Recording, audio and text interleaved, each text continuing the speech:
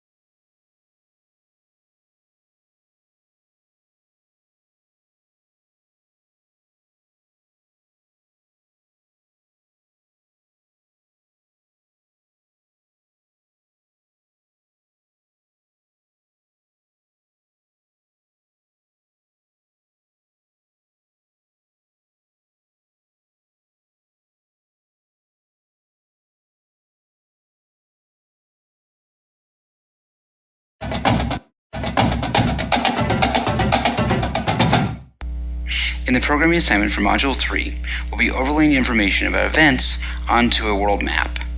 For our assignment, we've chosen earthquake data, but you could use the same principles to map outbreaks of disease, social network activity, internet connectivity, and really much more.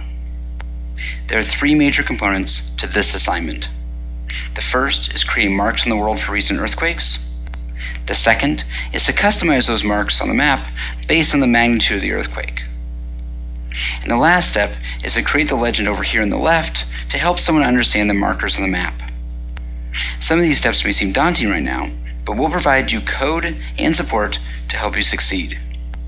Along these lines, the next videos will teach you how to create graphical user interfaces, or sometimes called GUIs, in Java. We'll work through some examples with unfolding maps and the processing libraries as well. Now, if you're already familiar with designing GUIs and these libraries, feel free to skip ahead to the project walkthrough video so that you can get up and running with the project. We hope you have fun.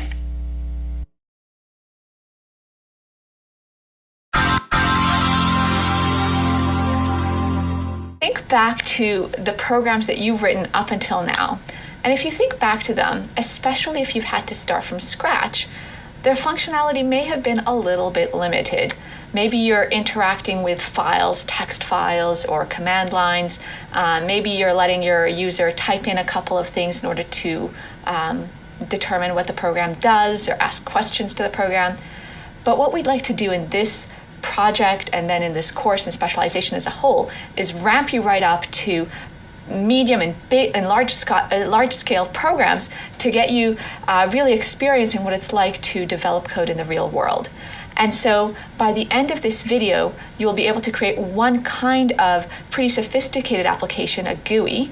And in order to do that, you'll be reading and using other people's code and libraries. And in particular, you'll be using the processing library.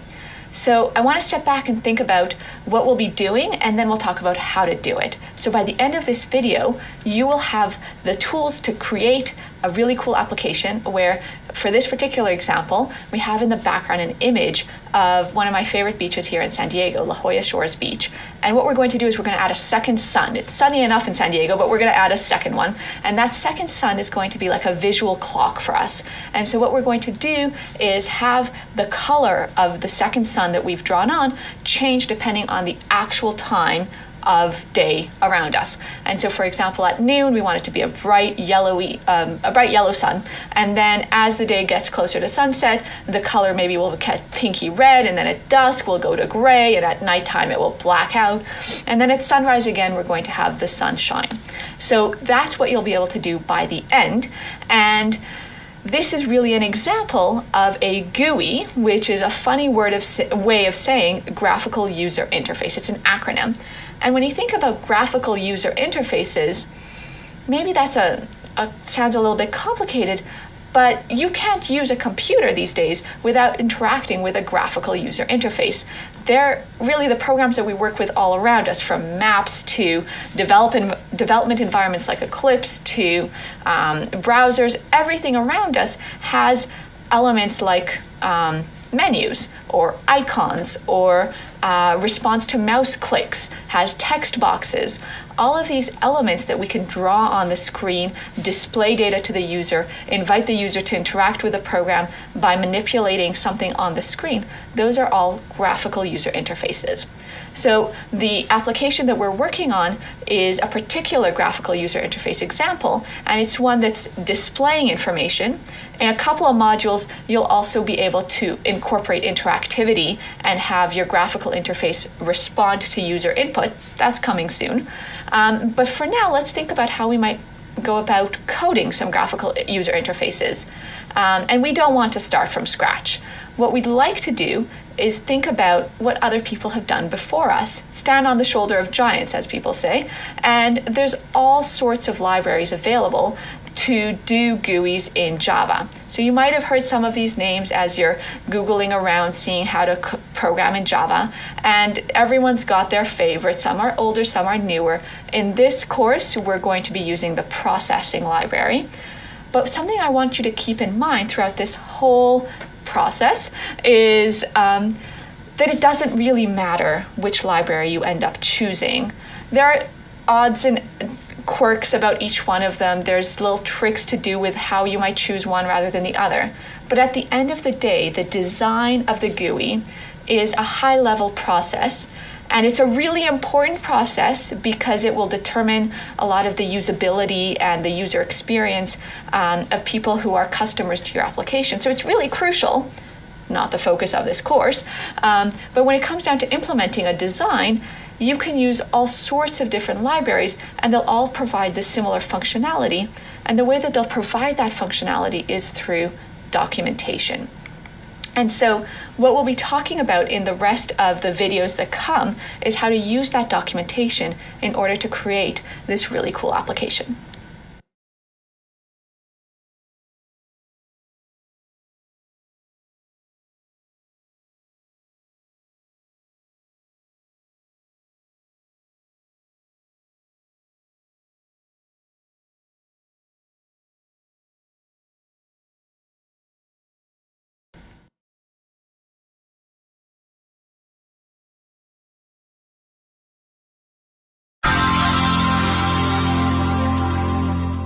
So welcome back to this second of a sequence of videos in which we're going to be building a graphical application.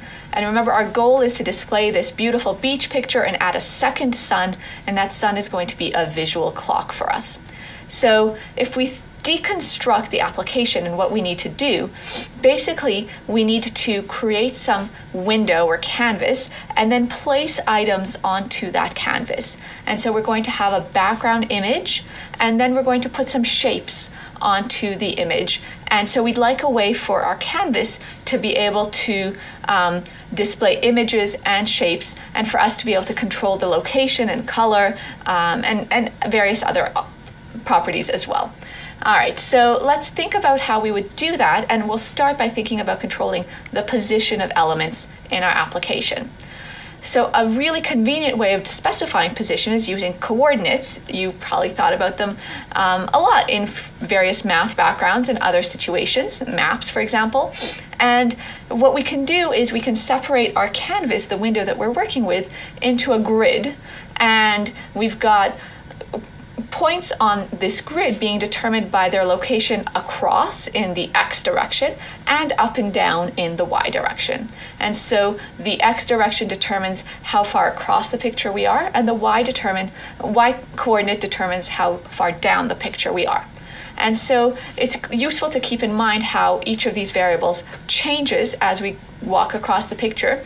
And so the 0 of the X coordinate, where X is smallest, is on the left-hand side, and as we go towards the right, the X value increases. And that's just as you would expect from other contexts of coordinates.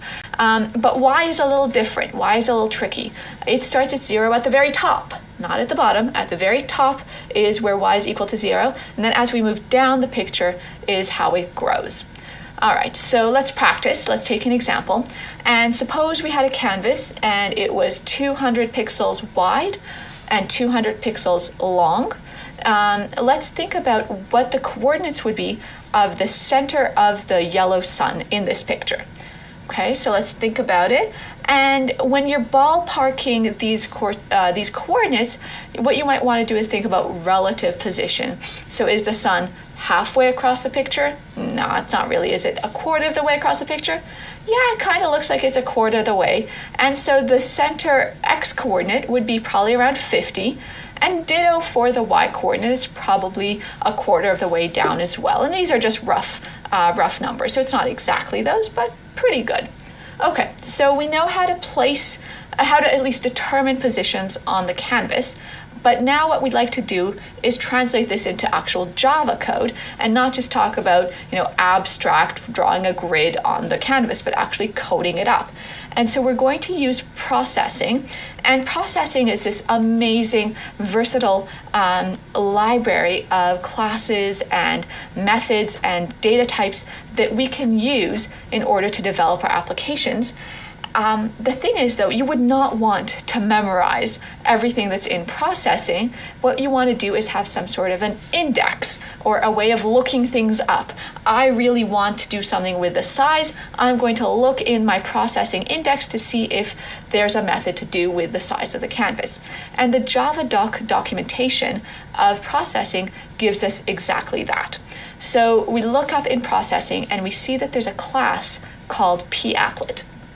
And what this class does is it does all of the hard work under the hood of bringing up a canvas, a little window, and then giving us functionality for drawing in that window. So when we want to go ahead and define our application, the one with La Jolla Shores in the background and the sun, we don't need to worry about what it means to draw a canvas on my computer screen. I can leave that to the papplet data type, which is a kind of a GUI data type, and then just customize what's being displayed in that window that's being brought up by my papplet. So if we look at this code snippet, what we see here is that our class, the class that we're defining, my papplet, extends papplet. So extends is a really important keyword, and Leo is going to tell you all about that in next module about inheritance, but you don't need to worry about that just yet. We're going to use this notion and then learn about it after you got some experience with how powerful it is. For now, think about extends papplet as a way of telling Java that we would like to use the core functionality that's available in papplet, but then customize it a little bit. So the people who wrote processing developed the data type papplet. They developed it with graphical applications in mind. So it gives us a kind of GUI. And what we're going to do now with my papplet is customize it and change it up a little bit. But in order to use it, we have to tell Java, the thing that I'm extending, well, it comes from the processing library.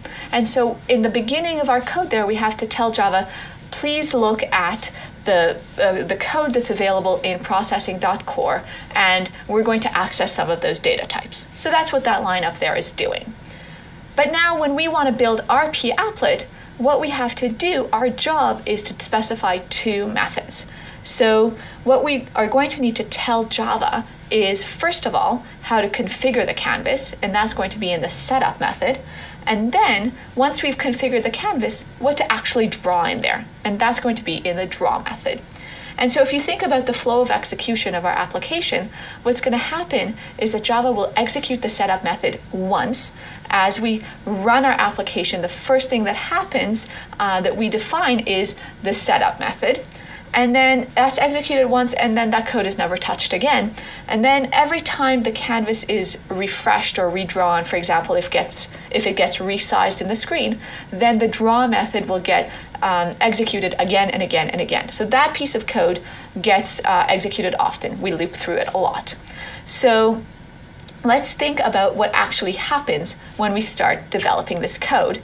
And to do that, let's do baby steps. And this is a useful thing when you're testing your code as well or debugging, is to run it very often. And you'll see, especially when you're debugging graphical applications, you'll want to stop developing code and hit that run button in Eclipse extremely frequently, because it's going to be really the best way of making sure that what you think you're implementing is actually what's showing up on the screen, and you'll be able to catch bugs much more quickly. So you want to hit that run button very, very often. Okay, so if we do that even before we put any methods in our class at all, let's think about what will happen. And here I did it in Eclipse offline, and I'm giving you a little screenshot of it. And what you'll see is that we didn't get an error, the code compiled, and it did something even though we didn't define any methods. And that's because we're using the power of papplet. So papplet as a data type already tells Java, hey, I want to draw some default canvas, and then I'm just going to wait. I'm going to do nothing unless the person who's extending this class tells me what to do.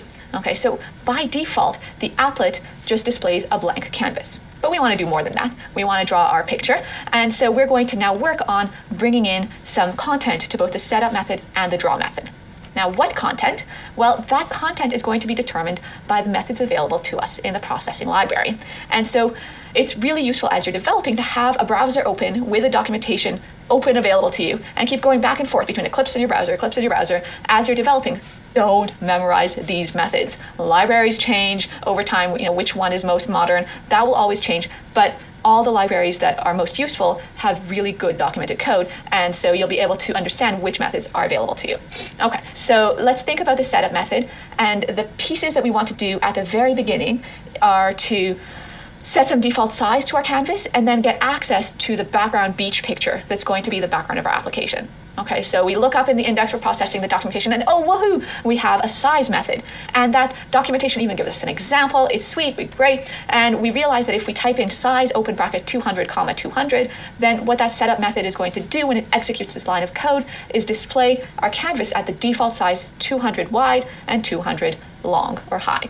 All right, cool, we've done that. And now what we'd like to do is have access to the background image.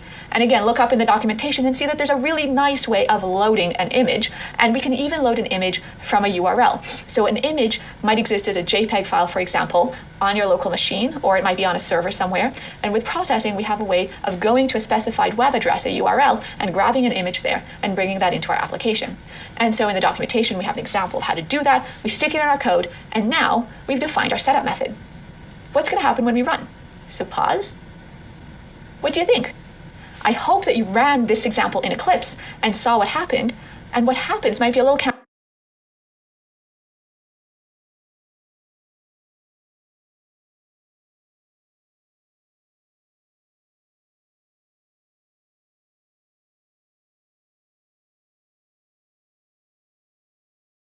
counterintuitive. We still get a blank canvas. Well, that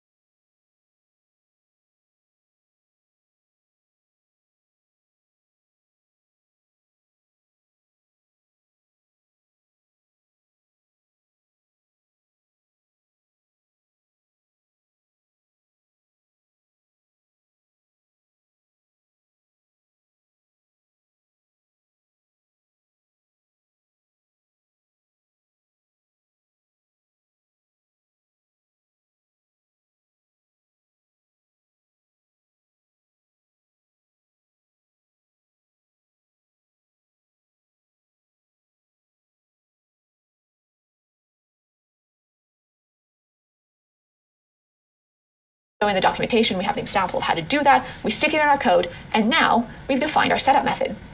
What's going to happen when we run? So pause. What do you think?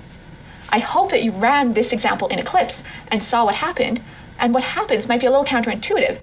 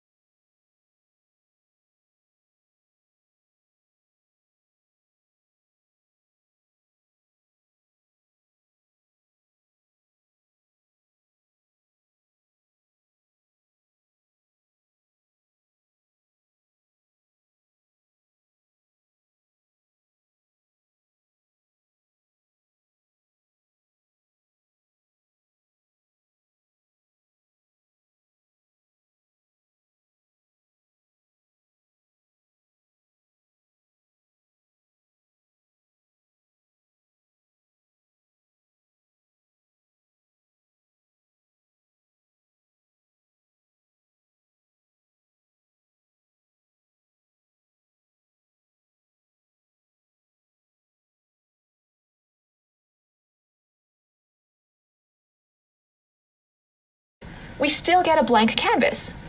Well, that's the reason that happens is because we've only loaded the image into memory. We haven't displayed it yet.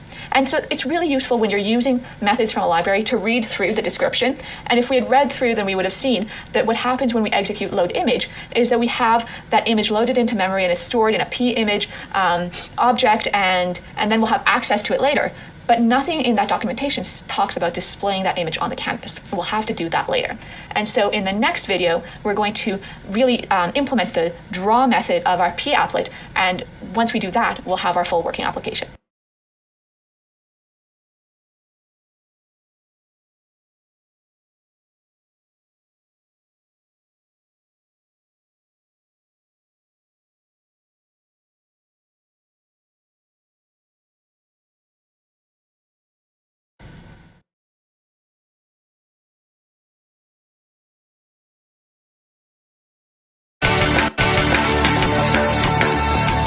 So one thing I had a lot of trouble with is GUI and event handling.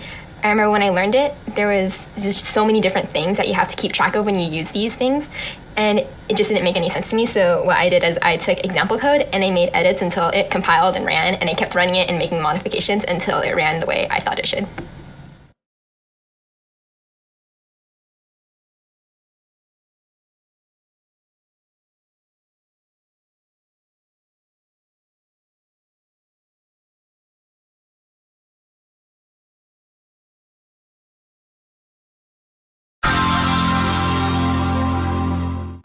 All right, welcome back to our sequence of videos where we're building an application that's going to indicate the hour of the day based on the color of the sun that we've added to the picture.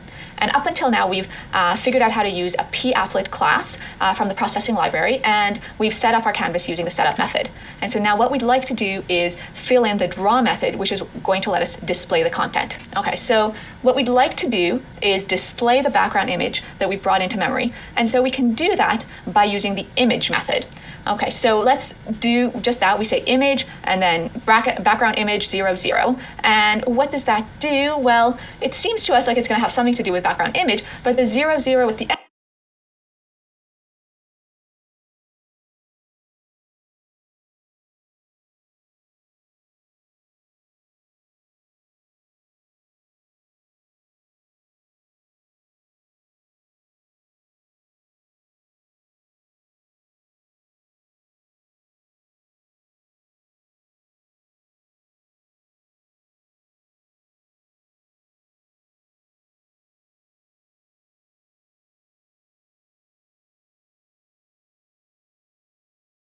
end of that are the coordinates that we want for the position of the top left corner of the image. So in this method, what we're doing is we're saying we would like to draw a particular image, and we'd like that image to be located in our canvas so that its top left corner is at 0, 0, and 0, 0 is the top left corner of the canvas. And so that means that we're going to want to have our canvas be at the very top and very left.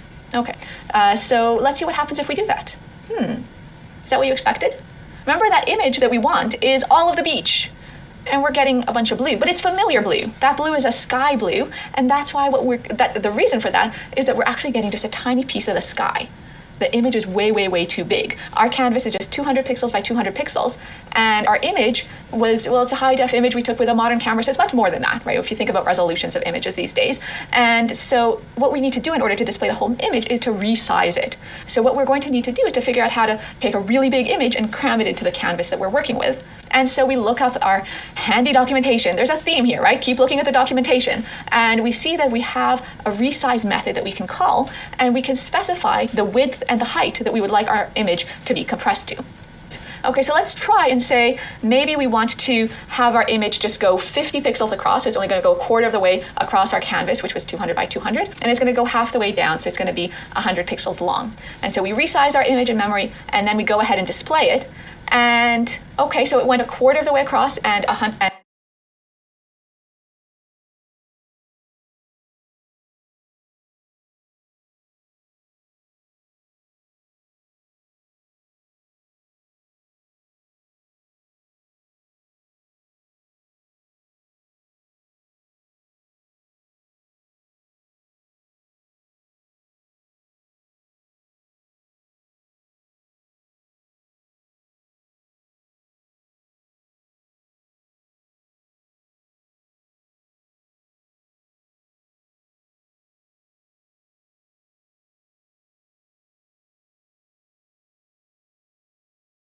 and halfway down, so that did it. But notice how warped the picture looks, because the ratio of width to height is totally off. It's totally not what the original image looked like. And so we see the trees look like they're reaching like skyscrapers or something in this image, and it's not really giving us the kind of image that we'd like to do. And so what we'd like to do is be a little bit maybe more careful. Maybe we want to use up the whole canvas. And so we could say, let's use all 200 pixels across and all 200 pixels down. And so now we see the full image and we see it a little bit bigger, but it's still not the right proportions. The trees are still way too big. It doesn't look like the original image that we had. And so maybe we do something a little bit tricky. Okay, and so what we've done here is tricky in two ways. So let's start with the 0 that we've got there. And the 0 that we've got is the first parameter of the resize method, says, I don't want to specify width. I want to be lazy. And the reason I want to be lazy is that I want the proportions of my picture to match the original. And so I only want to specify one of the coordinates, just the y, just the height coordinate. I want my picture to be the full height of the canvas. And then Java, you calculate the right width. You calculate the right width so that the aspect ratio, the ratio between the width and the height, is maintained to be the same as the original image. Okay, so if we put a 0 in one of the parameters, that means that we don't want to calculate both of the parameters. Java's going to do it for us so that the original proportions are maintained. The second tricky thing that we've done is, instead of writing an actual number in the second parameter, we've written the word height. And the advantage of doing that is that height is an instance variable in the papplet class, which tells us the height of the canvas. It tells us how many pixels high the current canvas is. And if you think about taking our canvas and dragging it so it's bigger or smaller, the height of the canvas is going to change. And this height variable will change right along with it. So what this does is, when we say that the background image will have the size so that its height is the height of the canvas, it means that our image will change right along with the canvas as the user plays around with the size of the canvas. So we've made our picture dynamic. We've put our background image that we wanted in the right proportions in the background. But we're still missing the sun. So in the next video, we'll wrap things up by putting the sun in.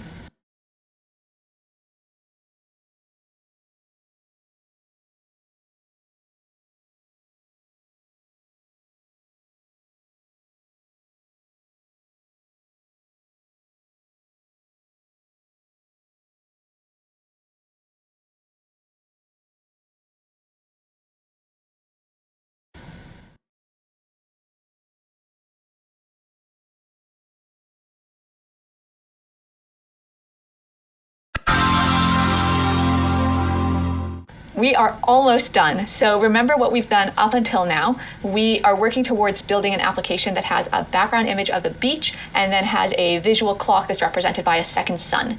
And at this point, we've defined the setup method of our class myPapplet that customizes the papplet class provided by processing.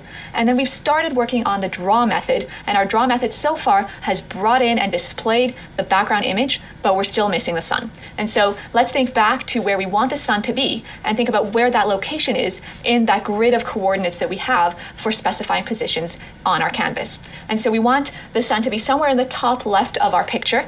And we before talked about how that's roughly around 50, x equals 50, y equals 50, which is about a quarter of the way across and maybe a quarter of the way down.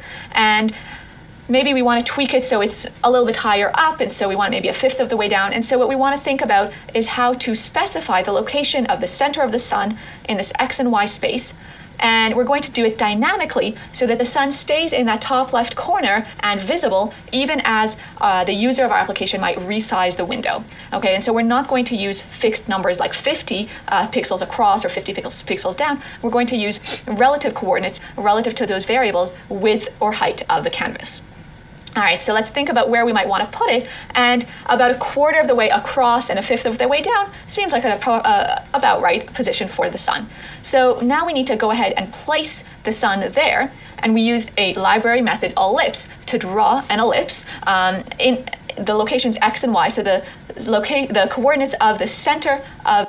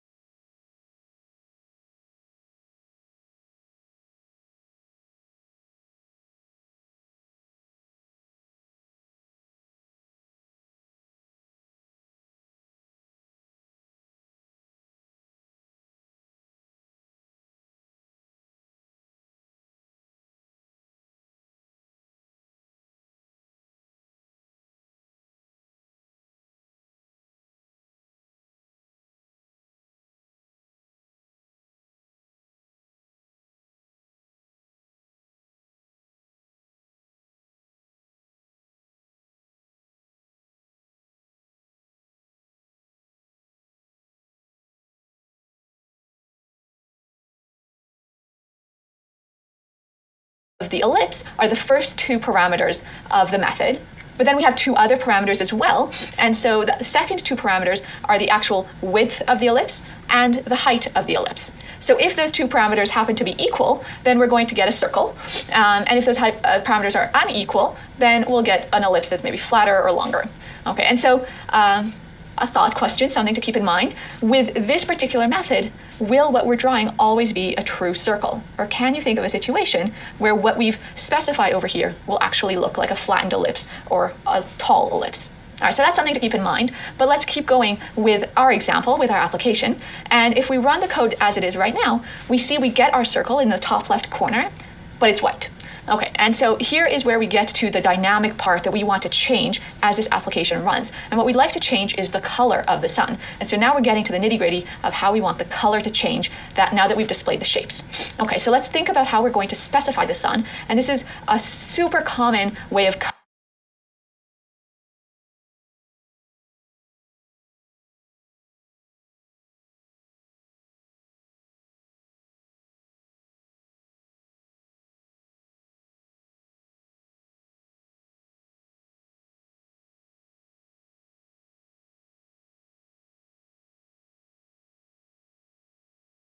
coding colors in programming languages. So it's used in web development, it's used in Java, it's used all over the place. And what we're going to do is we're going to specify a color by specifying three values that describe the color: the amount of red in it, the amount of green in it, and the amount of blue in it. So we think of a color as being decomposed into three channels, R, G, B. Okay, and so we want that sunny yellow color, and so we need to talk about how much red will be in there, how much green will be in there, how much blue will be in there. And the smallest amount of a color that we can specify is 0. We can say we don't want any, for example, blue, or we don't want any green. And the maximum amount is going to be 255. And that 255 there's a reason for it. It seems like a random number. There's a reason for it. You can look it up. But it's there for a reason. And it's a maximum value for a color channel in the RGB coding. Okay, so for the particular color that we care about, it turns out that we are going to get that warm, sunny shade of yellow if we have the red set to its maximum value, 255, the blue set to its minimum value, 0, because blue's kind of cold color, we don't want it in this particular shade, and the green is helping that red go off to yellow, so the green is pretty high as well. Now, you don't need to know how to design colors. It's kind of fun. You can play around with these three values and see what colors you can create. But you can use Google and just put in the search string HTML color selector or RGB codes, color selectors, and you'll get lots of these palettes where you can click on the particular shade that you're interested in, and out will come the RGB code for it. So it's a handy tool, and you should feel free to use that. Okay, so if we set the fill or the pen color, you can think of the drawing to be 255.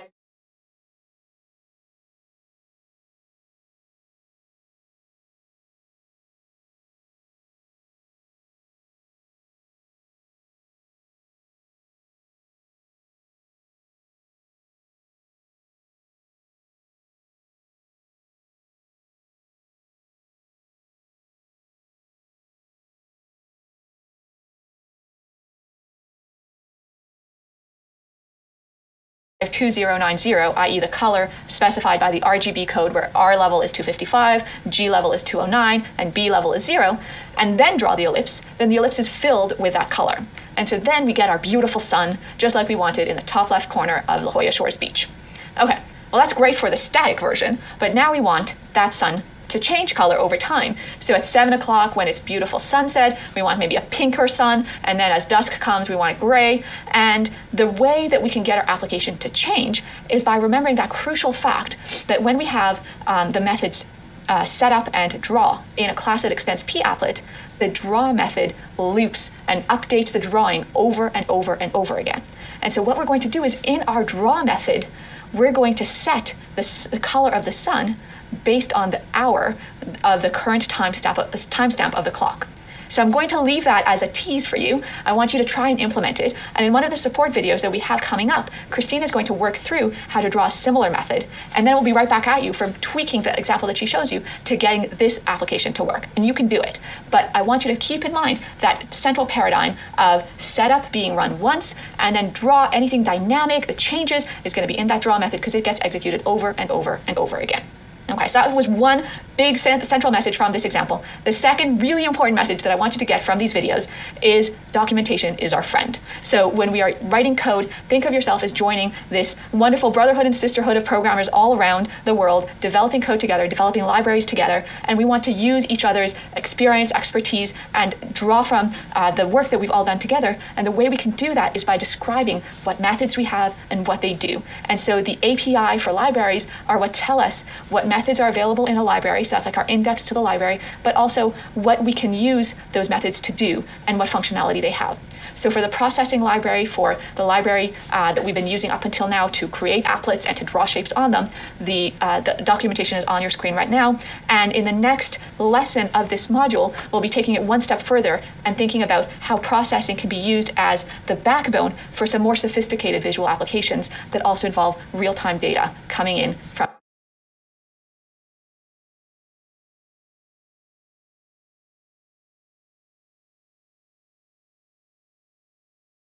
the internet.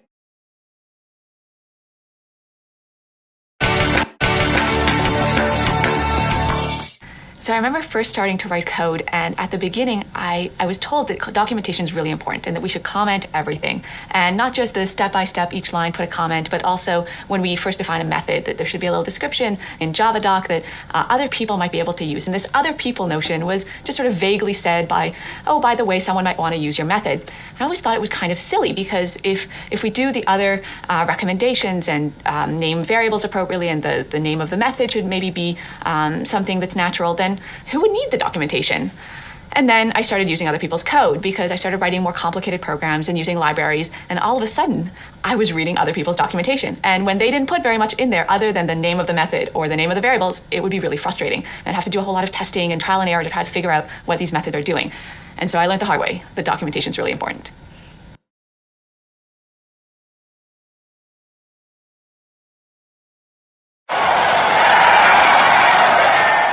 All right, now we get to have some fun. In that last video that Mia presented, she showed you how to work with GUIs in Java, and specifically using the processing library. And in this video, we're gonna actually write some code together to create a fun little GUI. So I hope you're at your computer. You should open up Eclipse. You should navigate to the package, to the project where you've got all the code set up for this class that we set up in Module 1, and you'll be ready to get started. Okay, so we're gonna get started by creating a new package to place our code in. So let's go over here to our source folder, and I'll right-click, and I'll create a new package. So here's my new package. I'm going to call my package GUI module. Okay, so I've got a new package to put my new class in it. It's always a good idea to organize your classes in packages so they don't just become a mess that's all unorganized. So inside this new new package, I am going to create a new class. So I go over here, right click again, and say new class. And I'll call my class my display and create it. So here's my new class. So let me get rid of this window here because I don't need it anymore. So I've got my new class all set up, and if you remember back from Mia's video, the way I'm going to turn this class into a class that represents a GUI is I'm going to make it extend with this magical keyword extends that we're going to talk about next module, I promise, and it's going to extend the p-applet class. All right, so that p-applet class, Eclipse is giving me an error on that. It's saying I don't know what the p-applet class is, and it turns out it's actually smart enough to fix this error for us by importing the correct class for me. So if I go right down here and I say, yes, I want to import that p-applet class, it will do that for me. So it adds that import line for me, and I'm ready to go. So now if you remember back from the video as well, you know that there are two magic methods that we have to implement in order to get our GUI to display. So let's implement those now. So they are public void setup. That's the code that gets run right at the beginning of when that GUI starts up. And then there's this other method, public void draw, and that's the method that's going to get called every time the GUI is redrawn, which actually turns out happens quite a bit. So I've got our two methods set up and ready to go. And now, in fact, this GUI will run. So let's try it out. Let's look at what happens when I press play. Great. So when I press play, I see a small window here. That's my GUI. It's kind of a boring GUI, so let's do something interesting with it. Let's start first by playing with the size of that window. So you may remember from the video, we have this method called size, and I can pass in parameters, the width that I want my window to be, and the height that I want my window to be. So I'll make a 400 by 600 size window, and then run that again, and see what happens. There we go. My window is both wider and taller than it was last time. So there's my new window. Now, it's always a good idea to just write a tiny piece of code and then play around by pressing run. And we're going to use this method a lot as we write this GUI code, especially GUI code. It's almost impossible to tell what you're writing if you don't actually see it. So we'll be writing a couple lines, running it, and it'll be kind of more fun that way. So now that we've got our window set up, actually I want to make my window square, so I'm going to make a window that's 400 by 400. Let's start playing around with color. So I want to first change the background color of this window. And in order to do that, I need to remember that there's a method that I can call that will change the background color. Now, we might not remember what that method is called, but that's okay. And that's why our documentation is going to come in handy. So I'll use that page in a second. But for now, I want to show you the documentation page for the processing library. So here is the documentation page for the processing library. And if you just search for processing documentation, you should be able to find this page, or the URL is just right here. And I can look over here at this color column and see that I've got a number of methods that will change the color of my drawing. And one of them is right here called background. So if I click on the background method, I see that there are a number of different versions of this background method. Remember that overloading we talked about in the last module on objects. And you can see that there's a version of it that takes 1 parameter, 3 parameters, takes an image parameter. I'm going to focus here on the one that takes 3 parameters and explain that in a little bit more detail. So that 3 parameter background method, what it's doing is it's taking 3 values which are respectively the red, green, and blue amounts that I want in my color. So we're defining a color in terms of its red, green, and blue, and that's a standard way of representing color on a computer. So if I say I want no red, no green, and no blue, I pass in all zeros and take a minute to guess about what color you think this is going to be. All right, let's try to run it and see what happens, see if you were right. Nope, it has errors. So I forgot a semicolon. No problem, I'll fix that. Now I'll run it. And now you can see that this background is black because I have no red light, no green light, no blue light. So no light at all gives me black. If I want white, I can change these channels to all their maximum value, which is 255. And you can see that I'm going to get a white background. So there's my white background. And I can play around with the color here. I can change it to red by making the blue and the green channels both 0 and run again. So there's my red background, and I can keep playing around to get other combinations of red, green, and blue. But if you get tired of playing around, there are plenty of sites on the internet that you can go to. Here's one that I like that will allow you to pick pick a color visually, and then it tells you what its RGB value is. So if I like this nice kind of teal color, I can see that its red, green, blue value are in those boxes below, and I can copy those values out into my processing window. Okay, so I want my background to be just a kind of plain gray. So I'll put it at 200, 200, 200. And incidentally, whenever I have a red, green, blue value that are all the same, I'll get some shade of gray. The lower the numbers, the closer to black. The higher the numbers, the closer to white. Okay, I've got my window set up. I've got my canvas set up. It's just going to be a gray square. And I am ready to draw a picture. But in order to keep these videos from getting too long, I'm going to break the video here. Feel free to go off and play, start creating your own image on this GUI, or you can come back to the next video and we'll draw a happy face.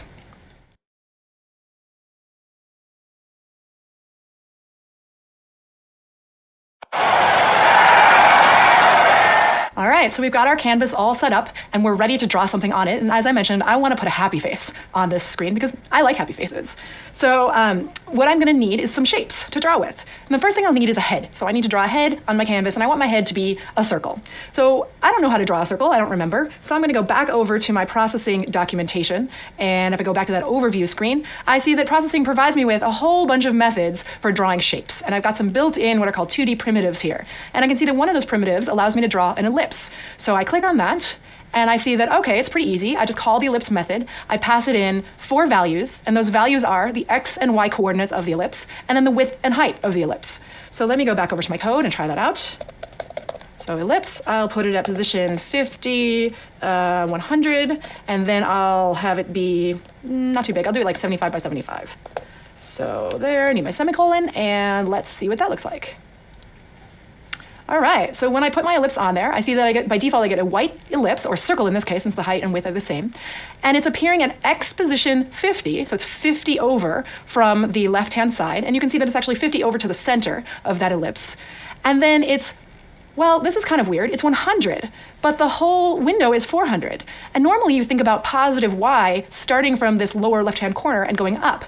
But if you remember back to Mia's video, in computer graphics, positive y is actually facing down. And the 0, 0 point, so the 0 y coordinate is way up here at the top left corner of my document. So it's the top that's the 0 y coordinate, and then y gets bigger as you go down. So with the y value of 100, it's only about a quarter of the way down my window.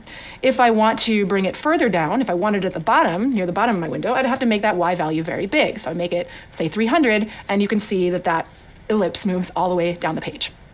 All right, so I want a big happy face, and I want the background of my happy face not to be white, but to be yellow. So let's look at how to do that.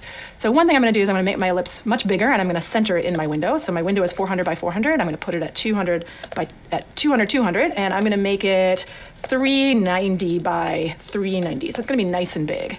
And then the other thing I'm going to do is before I draw my ellipse, I'm going to change the color that it's going to be filled with. And the way I do that is using the fill method. So I fill it, and this time I'm again going to pass in an RGB value. And I happen to remember that yellow is made by doing red 255, green 255, and then blue is 0. At least I think so. So let's try that out and see what happens.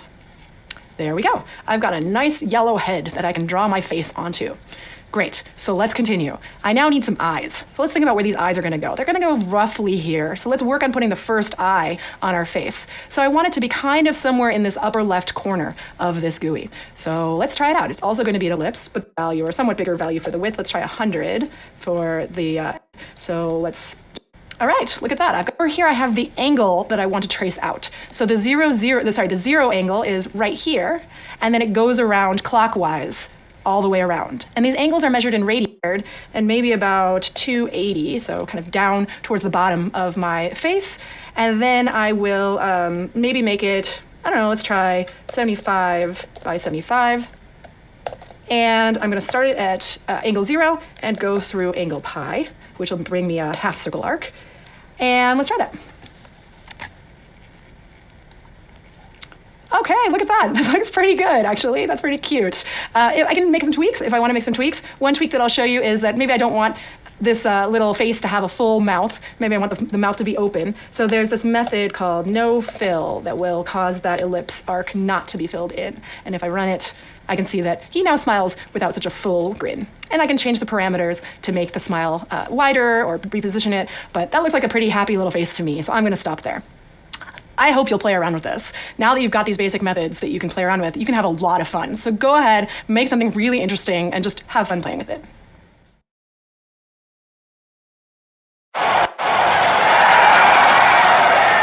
All right, so now we're going to look at the example that Mia presented in her video on your introduction to GUIs. And that example was to display an image and then put a sun on top of that image by putting an ellipse there and change the color of that ellipse depending on the time of day. She talked about using hours to calculate the time of day, but I'm a little too impatient to wait for hours to go by to see the change in the sun. So I've modified that example slightly so that the sun color is going to change based on the second of the minute. So you can see here, as I open up this application, I see my beach scene, that already has a sun in it, but my sun that I placed on top of it is now changing color every second. So it's getting darker and darker and darker, and in a minute you'll see it get lighter and lighter and lighter as it goes back to its yellow color. So let's take a look at the code that makes that happen. Here it is. Of course, it's a GUI, so my class needs to extend the p-applet class, which is my base class for implementing all of my GUIs. And I'm going to implement these two fundamental methods here, the setup method and the draw method. I've got all the code written, I'm just going to walk you through it. So the setup method is for all the code that I want to run once, only when this method first starts running. So that involves setting the size of the window, setting the background color, setting the stroke color to be black, and then loading up my image and placing it into the background. In my draw method, here's where I'm going to create and color the ellipse. And the draw method is what's going to get called over and over and over again. So it's going to change the color of that ellipse every second and show me that change, as you can see there on the right of the screen. So it's actually not too complicated to understand how this is happening. At the heart of this code, all we're doing is we're calculating a custom color here on this line, and then we're filling the ellipse with that color that we're about to create, and then we're going to create the ellipse. So I'm going to talk about creating the ellipse first, and then I'll talk about how we create that custom color. So we're creating the ellipse to be based on the width and the height of the window. So we're taking the ratio of the width and the height of the window over 4 and over 5 to basically position the ellipse and to size it according to the height of the window. So if the window were bigger, that ellipse would be bigger. And you have access to these width and height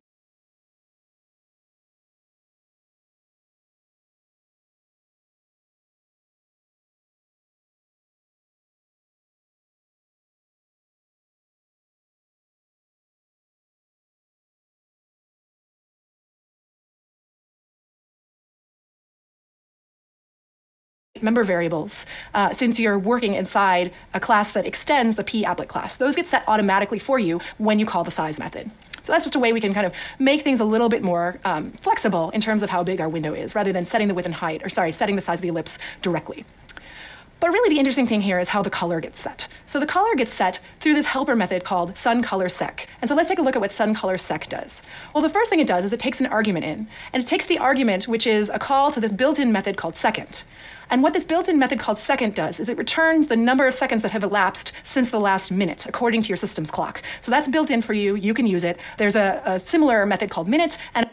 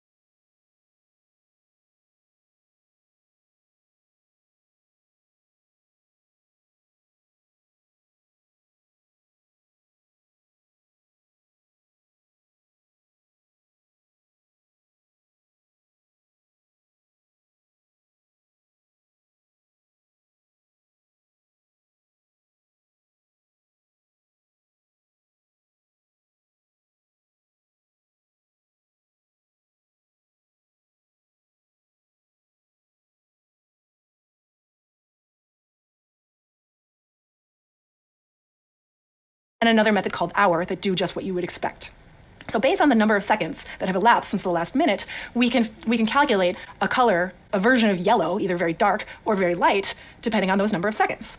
So what we're going to do is we're going to sort of base everything on how close to the sort of bottom of the minute we are. So how close to 30 seconds are we in terms of the number of seconds that have elapsed? So the very first thing I'm going to do in this method, well, first I'm going to create my integer array that holds 3 integers, and that's going to be the red, green, and blue values that I'll be returning.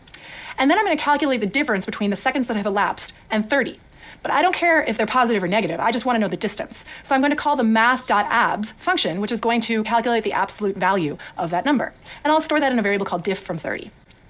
Then I want to calculate a ratio in terms of how far around the minute are we. So I'm going to divide diff from 30 by 30. So if I'm exactly at 30, then my diff from 30 is 0, and I'll have 0 divided by 30, and my ratio will be 0. If I'm all the way up at 30, then my diff from 30 is going to be 30. Sorry, if I'm all the way up, like, far away from 30, so either at 0 or at 60, then diff from 30 is going to be 30, and I'll have 30 divided by 30, which is 1. So this is going to be a number between 0 and 1, depending on how far away I am from 30. Then I'll use that ratio to scale the red and the green values of yellow to create a color that's either very dark or very light. So if my ratio is very close to 1, then I'm going to be multiplying 255 by something that's close to 1, and I'm going to get a very big number for my red and my green. And my blue is always going to be 0 because a pure yellow color would be 255, 255, 0. So a bright yellow is going to happen when that ratio is very close to 1. And then a dark yellow or a black is going to happen when that ratio is very close to 0. So when my ratio is very close to 0, it's going to multiply by 255, give me a very small number, and I'll end up with a color that's very close to black or even black itself, 0, 0, 0. Now you'll notice that I'm also casting the result of this multiplication to an int because my array can only store integers. So I have to do this cast to do the type conversion. Once I've got all those 3 values set, I return my RGB array and I use it to populate my fill method for color red, green, and blue. And since this draw method is called continuously, it will change the ellipse as it goes.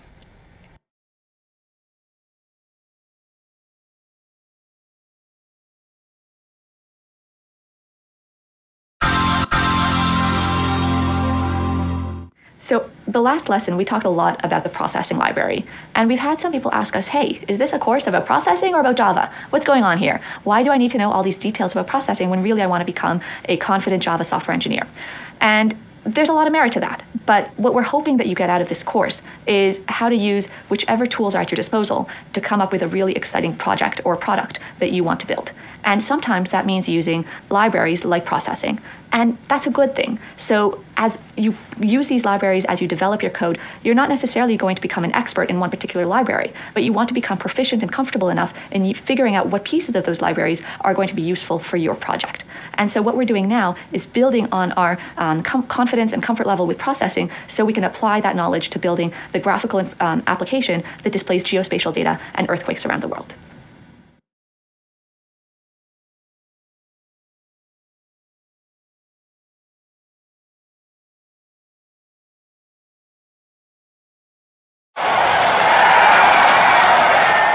In this support video, I'm going to talk to you a little bit more about documentation and how you'll be using it throughout this course, and particularly in the homework assignment, the programming assignment that you'll get started on at the end of this module. So in the last lesson, I showed you this page for the processing documentation, and it has a bunch of methods that you find really useful when you're trying to draw shapes and change the colors of your GUI display. So let me just highlight a few. It's a pretty big page. The few that we looked at, so we're here in this 2D primitives. You'll want to look at ellipses, lines, points, rectangles, so on and so forth. We've got the color methods over here. You can change the background color, you can change the stroke color, the fill color of shapes, so on and so forth. And you can play with any of these methods if you want, but let me give you a couple more that you might find useful, particularly in implementing the key of that map, which is these typography functions down here. So these are methods that you can use to draw text on your GUI. So in particular, this method here, text, that's what's going to create a little box where you can put some text on the display. And then down here are a bunch of methods that allow you to change the attributes of that text. And again, with any of these methods, the best way to get to know how to use them is to click on them, and it'll take you to a page that gives you a whole bunch of examples on how to call that method and what visual implications that will have when you pass different arguments into the method. The other thing I want to talk about is the documentation for the Unfolding Maps library. So this is at this URL that you'll open up when you're doing your programming assignment, unfoldingmaps.org/javadoc, and it gives you information about all of the classes and methods that are built into the Unfolding Maps library. And this is a library that you downloaded as part of that starter code that you set up. But it can be pretty overwhelming because it seems to have a lot going on here. So let me help you navigate. What you see up here in this corner right here, this is all of the all of the packages that are defined in the Unfolding Maps library. And as you know from looking at the Eclipse starter code, packages are just little ways to organize your classes so that they're a little bit more organized. And this window is only really useful if you know what package you're looking in. If you just know the name of the class, you don't necessarily want to look here. But if, for example, you know that you only care about the map providers, which is this package right here, you can click on this, and what it will do is it will limit this display down here, which is where you see all the classes. So if I click providers up here, then what I see down here are only the classes that are part of that package. And that can be useful because this can give you all the different possibilities for what map providers you can use. So here's the Google Map provider. There's a whole bunch of different Google Map providers. There's a bunch of different there's some Microsoft map providers, there's an open map surfer provider. So there's a lot of different map providers that you can play around with, and perhaps you already played around with in that first module. But if you don't know what package you're looking in, then you can just click here to all classes, and this will give you a list of all the classes that are provided by this library. All right, so let me go to some classes in particular that you'll find useful for this part of the project. The first one is down here. It's called Simple Point Marker. This is the class that you're going to be implementing. You're going to be creating instances of this class to create those markers on your map. So you can click on it, and what you're going to see on the right-hand side is all of the different methods and fields that this class has. So you can see that it has a few different constructors, and we recommend using this constructor here that takes a location. That will just create a simple point marker at a given location. And if you want a little more information about this constructor, you can click on it. It gives you a slightly expanded view of the documentation. So you can learn more about it that way. And then there's a whole bunch of different methods that you can implement, that you can use that are already implemented here. Now, just a caution against this draw method. This draw method you should not call explicitly. This is called automatically for you. So do not call the draw method explicitly. We're going to learn more about that in the next module. But for now, just know, don't call draw on the simple point marker. So then that might raise the question of how are you going to draw these simple point markers? Well, it all goes back to the unfolding map. So here's the other class that you'll want to rely on this Java documentation for, which is the sort of main class that you're adding everything to visualize the map. And so this unfolding map class, you can see we've already looked a little bit at the various constructors that it has, but you can see that it has a whole bunch of different constructors. So you can play around with constructing these unfolding map objects using different parameters as you like. And then you can see that it has a bunch of methods. It has a lot of methods. And in particular for this assignment, some of the methods that you're going to find useful are things like add markers. For example, this method here takes a list of markers and adds them to the map. And once those markers are added to the map, you'll see them appear. Once they get added to the map, that's what causes Java to automatically call the draw methods in the markers and displays those markers for you. So those are just a few useful classes and methods that you'll want to use on your programming assignment for this module. So in addition to the documentation for processing and for unfolding maps, Java itself actually provides documentation for all of its libraries and classes and all the methods on those classes. And you can find that at this URL here, and you can do a Google search for Java documentation. One thing to note is that if you're working in Java version 7, you'll want to change that 8 to a 7 so that you match the version of Java that you're working with. But what you can see basically here is every single class that Java implements. And this can be really useful when you're working with a class that you don't really know that well or that you've forgotten a little bit about. So we encourage you to also use the standard Java documentation as well. In general, it's really to your benefit to start to get comfortable playing around with this documentation and using this documentation, because in the real world, and even in this class, we're not going to tell you every single thing you need to know in order to use some library code. Using library code is extremely common, and there's no instructor sitting there telling you, oh, you should use this class and you should use this method. It's up to you to read the documentation for that library, and hopefully it's good documentation, so that you can figure out how to use those classes and those methods yourself. This will also drive home the importance of documenting your own code. When you start writing code that you will provide to others to use, all they're going to have is this documentation to go by. So it's a really good idea to make it as complete and as useful as possible.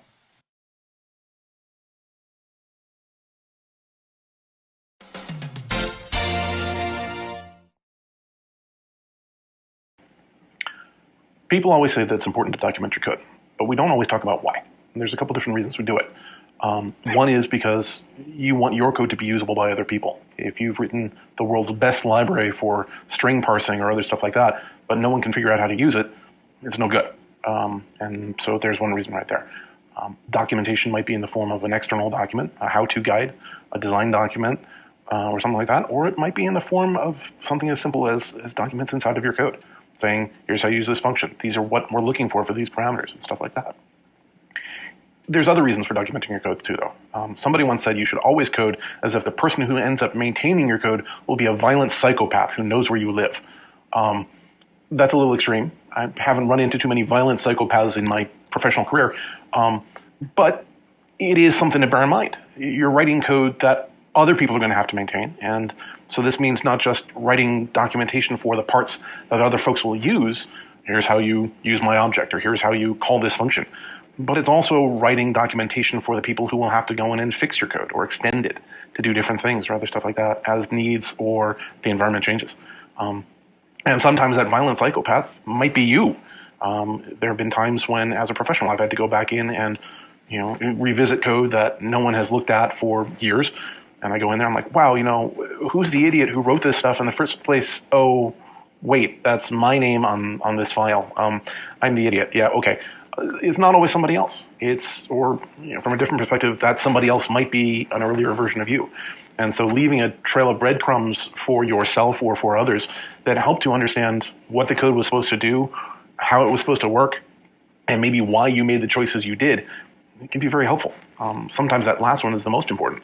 It may be that you come up against a case where this mechanism over here seems like the right way to do it, and then you find out it's just not going to work for some way. Maybe recursion is the right way to do this, and then you find out, well, okay, but it's running on hardware where you can't have more than 6 functions calling each other, or you run out of space on your stack. So, okay, fine, we've got to do it differently.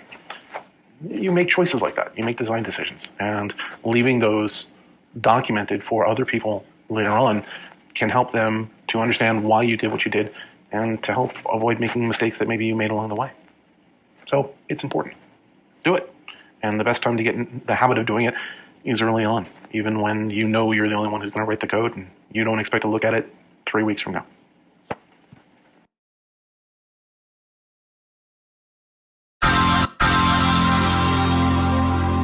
So now we're ready to lay the foundation for the specific graphical application that you're doing for the project. And so remember that what we'll be doing here is placing earthquake data around the world. By the end of this sequence of videos, you'll be able to place markers on a map of the world that you're displaying and format those markers in whichever way you choose. Now, the way that you'll be doing that is by really delving deeply into the documentation for Java, for processing, for unfolding maps, and really learning how to become comfortable using other people's code and their interfaces in developing your own project. So all of this is in the service of the really cool project that we hope you're excited about diving into.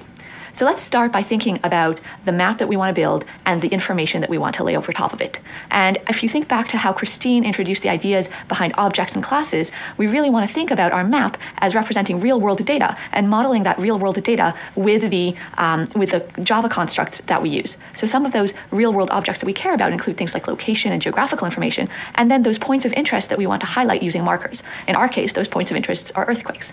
So let's think about how we implement some of this in Java, and we've got the 2 phases of the project being setting up the map and then adding the content to that map.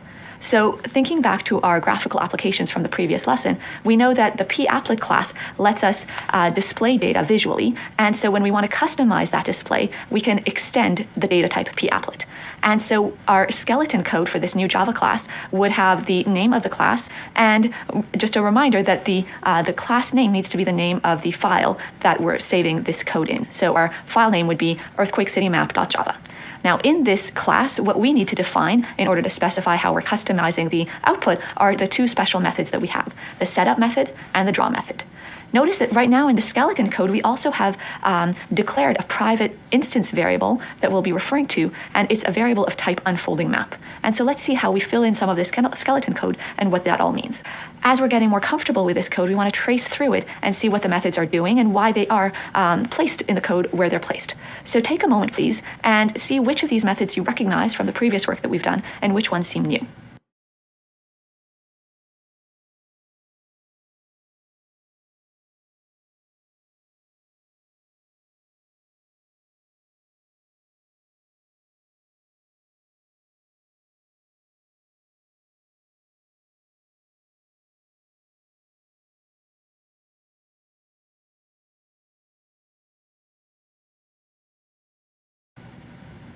Okay, so let's start with the familiar methods. And you'll notice that some of these methods we used before when we were building just a simple graphical application by extending papplet before from the processing library. And for example, the size method that we're using here in setup lets us specify the dimensions of the canvas that we're displaying. And the background method in the draw method that we've got here lets us specify the background color of the canvas. So those methods we're familiar with. Now, in order to implement the project that we care about that has quite a much more sophisticated output than just some colors on a canvas, what we're using is the unfolding maps library, and that library gives us access to a whole array of new data types. And one of those data types that's very important, that's sort of at the crux of what we'll be doing, is the map object itself. So that data type is called unfolding map, and you see that we're using the constructor to build an unfolding map type object in the second line of the setup method. So as we're building that object, we need to tell Java some parameter information about the object that we want to create. So some of those parameters indicate the size of the map that we want to display. And so we have the height and the width dimensions of the unfolding map. But that map is going to be associated with a canvas. And so we need to tell the display where on that canvas to locate the map. And so we need to also give the coordinates of the map in the canvas. Now notice in the particular example that we're working on right now, the map is much smaller than the canvas. And there's a reason for that. Remember that in the project for this week, what we'll be doing is putting the map and a key for that map together on the same canvas. And so we can't have the map taking up the entire space.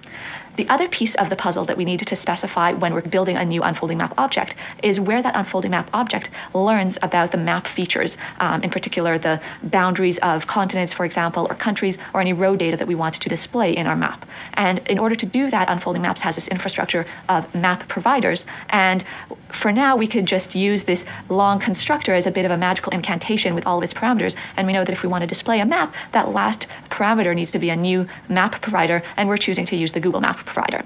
So one of the things that you're working with in some of the end of module assessments is playing with the different map providers and seeing what the effects of that would look like. Now, as we continue setting up our map, we are modifying the map object that we just created. We're calling a method on it that says zoom to level, and we're specifying the level 2. We can choose the default zoom level of the map that we're using. Now, for those of you who are working through this course offline, you'll notice that we've put in some functionality for you. We've put in some options for you that let you still work and program without accessing Google Map providers online in real time as you're running your applets. You will have to be a little careful, though, with zoom levels. So in particular, the offline version of the map only has 3 zoom levels. Now, some of those methods then allow us to incorporate some really cool functionality in our maps without having to code it all up from scratch. And the maputils library also lets us do that. So the maputils.create default event dispatcher basically sounds like magic at the moment, but we'll talk more about events later on in the course. And what this event dispatcher does is it makes our map come to life in the sense that we can double click on it and change the zoom level. We can drag and drop the map. We can zoom to different parts of the world. And so without us having to write up a whole bunch of code to implement that functionality, by using what other people have done, we can already boost the interactivity of our application. We're using another method from the map object in the draw method, and notice that in the draw method, as soon as we've set the color, what we've said is map.draw. And map.draw is actually a very powerful method. In that one line, what we're saying is take the map object and anything that's associated with it and refresh the view of that map object. And what you'll see as we go ahead and customize our map is that instead of drawing each one of the new pieces that we've added to our application every time we invoke the draw method, what we're going to do is associate each one of those new pieces to the map object, and then map.draw's method will refresh them all. So we've talked in a fair amount of detail about a lot of the methods that you see here in the starter code, but there's one yet that we haven't defined or discussed, and that's the add key method. And you get to design that method. That method is a private helper method in this class where you will design how to interpret and display the markers that indicate the magnitude of earthquakes that you're showing on this map. And so the definition for this method occurs a little bit later in this file. And as you look through the starter code for this week's project, make sure to trace through the code and find where you'll be filling in the body of that method in this class.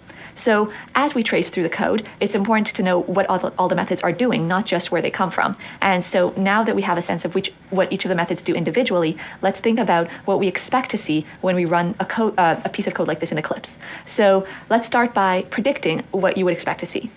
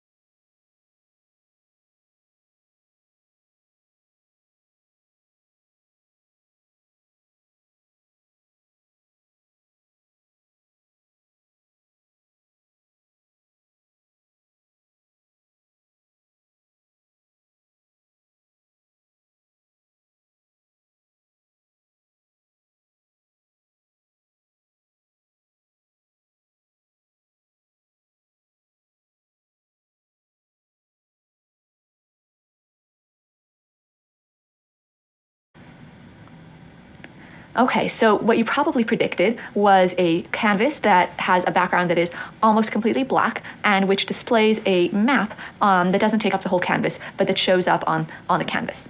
Now, my question is, what if we wanted to display something just a little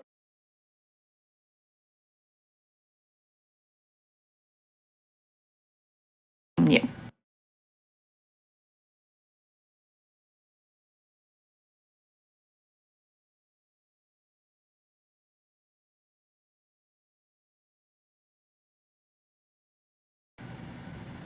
Okay, so let's start with the familiar methods, and you'll notice that some of these methods we used before when we were building just a simple graphical application by extending p-applet before from the processing library. And for example, the size method that we're using here in setup lets us specify the dimensions of the canvas that we're displaying. And the background method in the draw method that we've got here lets us specify the background color of the canvas. So those methods we're familiar with. Now, in order to implement the project that we care about that has quite a much more sophisticated output than just some colors on a canvas, what we're using is the unfolding maps library, and that library gives us access to a whole array of new data types. And one of those data types that's very important, that's sort of at the crux of what we'll be doing, is the map object itself. So that data type is called unfolding map, and you see that we're using the constructor to build an unfolding map type object in the second line of the setup method.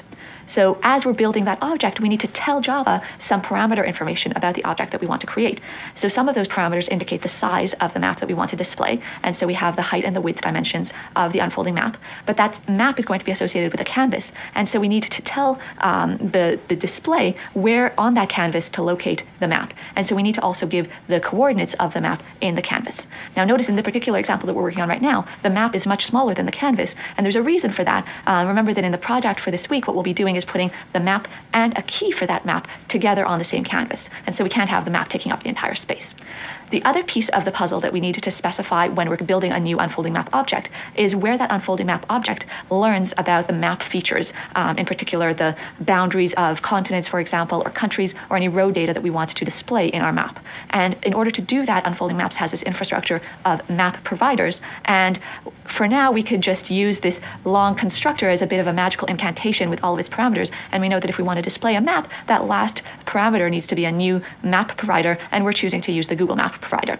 So one of the things that you're working with in some of the end of module assessments is playing with the different map providers and seeing what the effects of that would look like. Now, as we continue setting up our map, we are modifying the map object that we just created. We're calling a method on it that says zoom to level, and we're specifying the level 2. We can choose the default zoom level of the map that we're using. Now, for those of you who are working through this course offline, you'll notice that we've put in some functionality for you. We've put in some options for you that let you still work and program without accessing Google Map providers online in real time as you're running your applets. You will have to be a little careful, though, with zoom levels. So in particular, the offline version of the map only has 3 zoom levels. Now, some of those methods then allow us to incorporate some really cool functionality in our maps without having to code it all up from scratch. And the maputils library also lets us do that. So the maputils.create default event dispatcher basically sounds like magic at the moment, but we'll talk more about events later on in the course. And what this event dispatcher does is it makes our map come to life in the sense that we can double click on it and change the zoom level. We can drag and drop the map. We can zoom to different parts of the world. And so without us having to write up a whole bunch of code to implement that functionality, by using what other people have done, we can already boost the interactivity of our application. We're using another method from the map object in the draw method, and notice that in the draw method, as soon as we've set the color, what we've said is map.draw. And map.draw is actually a very powerful method. In that one line, what we're saying is take the map object and anything that's associated with it and refresh the view of that map object. And what you'll see as we go ahead and customize our map is that instead of drawing each one of the new pieces that we've added to our application every time we invoke the draw method, what we're going to do is associate each one of those new pieces to the map object, and then map.draw's method will refresh them all. So we've talked in a fair amount of detail about a lot of the methods that you see here in the starter code, but there's one yet that we haven't defined or discussed, and that's the add key method.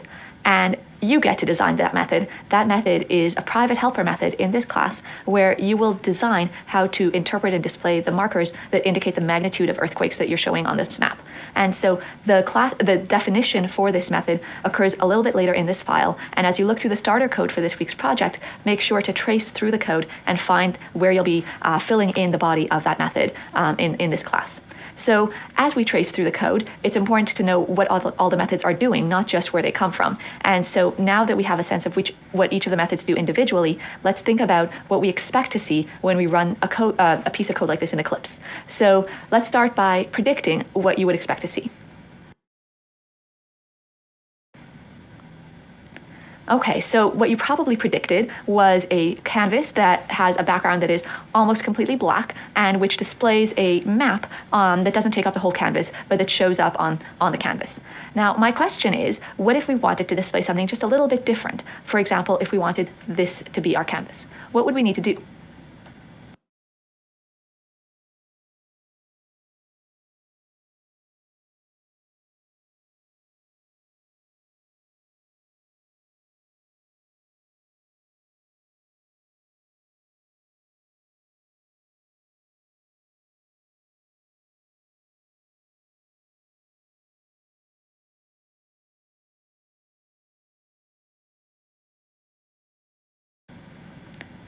So you probably honed in on the background method as what we would need to change if we wanted to change the background color from almost nearly black to this light gray. And you might remember that in the processing library documentation, we have the definition of the background method and its various parameters. And if we want to switch our color from almost black to gray, what we could do is just pick a value for the gray level that is much closer to white. So for example, if we picked a value like, say, 220 or 230, then we'd achieve the effect of having a light gray background like we were anticipating. So at this point, we've done a really thorough job of setting up our map, and the next step is to add some content. So that's what we'll do next.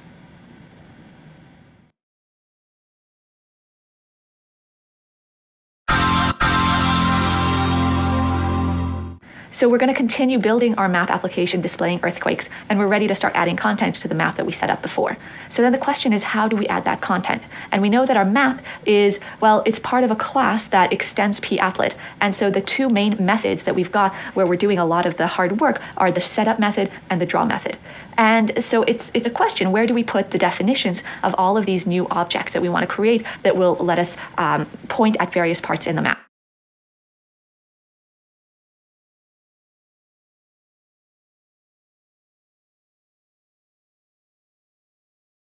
And remember that the setup method gets executed exactly once at the beginning of when the papplet is launched, whereas the draw method gets executed over and over again every time we want to refresh the view. And all of these objects that we're creating, the pointers to various milestones and features of the map, we don't want to create a new object every time the screen gets refreshed. What we'd love to do is just have a single instance of those class that represents a particular point that we're thinking about, and have that point somehow associated with the map as a whole. And then every time we need to refresh the map, we just say, hey, refresh everything that we've already created. And so for that reason, all of these definitions, all of the work that we're about to do will get put in the setup method. And then when we execute the map.draw method within the papplet's draw method, that map.draw method will go through all the objects that are associated with or attached to a map object and will refresh them as well. So let's think about adding a specific marker to denote a particularly significant earthquake that happened in Chile in 1960. And so what we'd like to do perhaps is indicate that location as something of note and then put a dot on that location in our graphical representation. So let's think about some code that we could use to do that. And in the first line of code, notice that we're working with coordinates, which should be a little bit familiar to you from what Christine was doing earlier. So one of the great things about working with a library of methods and data types that were special built for a particular purpose is that a lot of the data types that we would naturally need have been defined for us already. And location is one of those examples. So in our earlier videos, we actually defined a class called simple location, and we tried to build in some of the functionality that locations ought to have. But we see over here in the documentation for unfolding maps that we already have that in the location class. And so notice that there are a couple of different constructors depending on which parameters we want to use, and then some public methods that we can use to both access and modify some of the properties of the location objects. So the first thing that we would want to do when putting a marker on this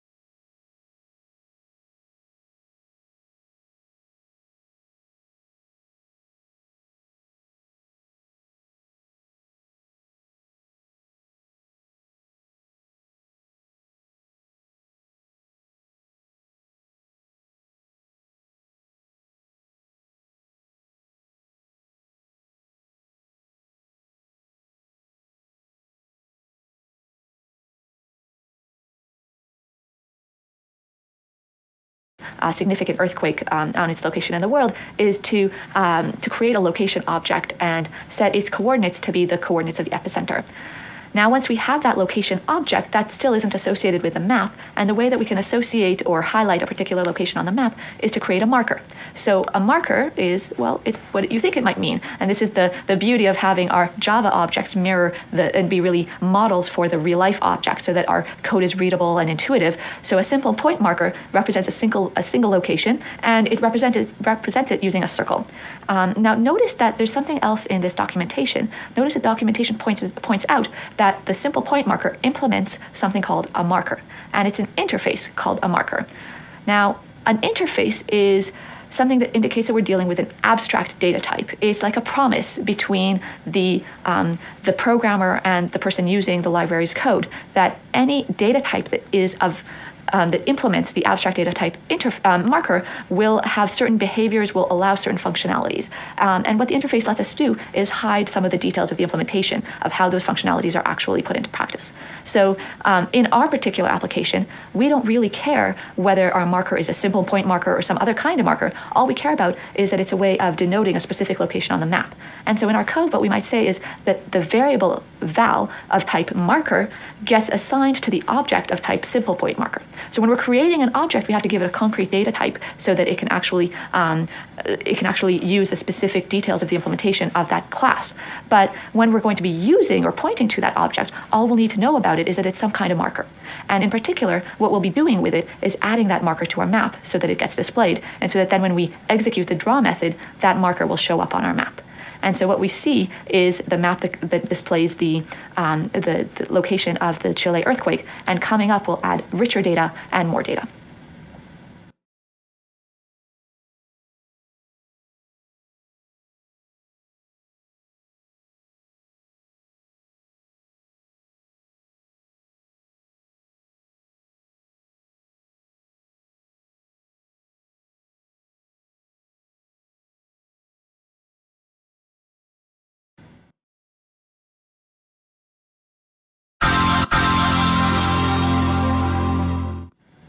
So right now what we had was a map with a single gray dot on it to indicate the epicenter of the Chile earthquake.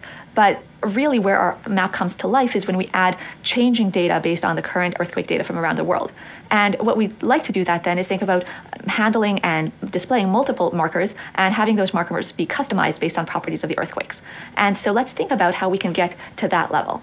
So in order to deal with more complicated data and more complicated displays on our maps, it can be useful to separate two aspects of the data. We can separate out the properties that we're thinking of defining an earthquake from how we might want to represent visually those properties or that earthquake.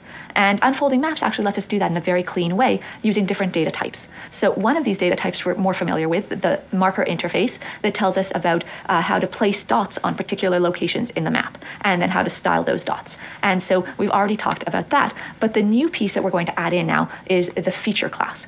And this feature class is a way of grouping together certain properties and saying, this collection of information is somehow connected, and I want to encapsulate it in a single object. And so what we might do if we're thinking a little bit further about that important Chilean earthquake is we might want to add properties about that earthquake, like what was its magnitude, when did it occur, where was its epicenter, which is the only information we had before. And so what we might do now is create a feature or a variable of type feature that points to an object of type point feature. And that point feature says that it's associated with some location in the map, and then we can add properties to that object, and we get to decide what those properties are. So every time we'd like to add some attribute or some property to this object, to this collection of information about some location in our map, what we can do is use the add property method that's applied to us by the data type that's built into the library. And this method takes in two parameters. One is a string that represents the title of the title of the property that we're about to set, and then the second argument is the value of that property. And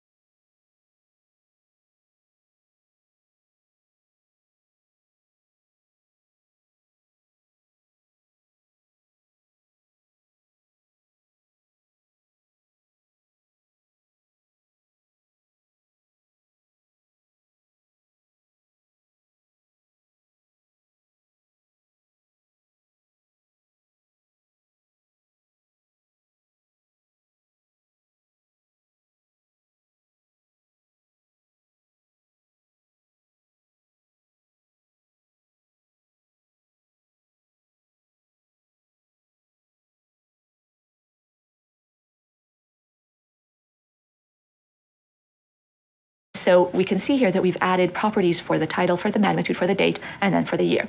Now, once we have all of this information bunched into a nice tidy object of type point feature, what we can do is create a marker that uses that information. And for example, we can feed into this marker all of the properties that we had bundled together, and then add the marker to our map. And so at this point, when we run this in Eclipse, we won't see anything different from what we did before. The end result of what we've just done is still just to add a marker in the location of the epicenter of this Chilean earthquake from 1960. But in the background, under the hood, there's actually a lot more that we could access about that marker if we then wanted to style it in various ways, and we'll see that in a minute. So that's what we wanted to do if we had just a single marker that had some rich data associated with it. But maybe we want to think about not just the worst earthquake that was ever recorded, but maybe about say the top 5. And so we can look up some of the most significant earthquake events that have happened in the world and say we wanted to add those into our map. And so we want to translate this data into objects that then we can manipulate in our map. And so we could go ahead and do that in our code. And so we could create feature objects for each one of these earthquakes.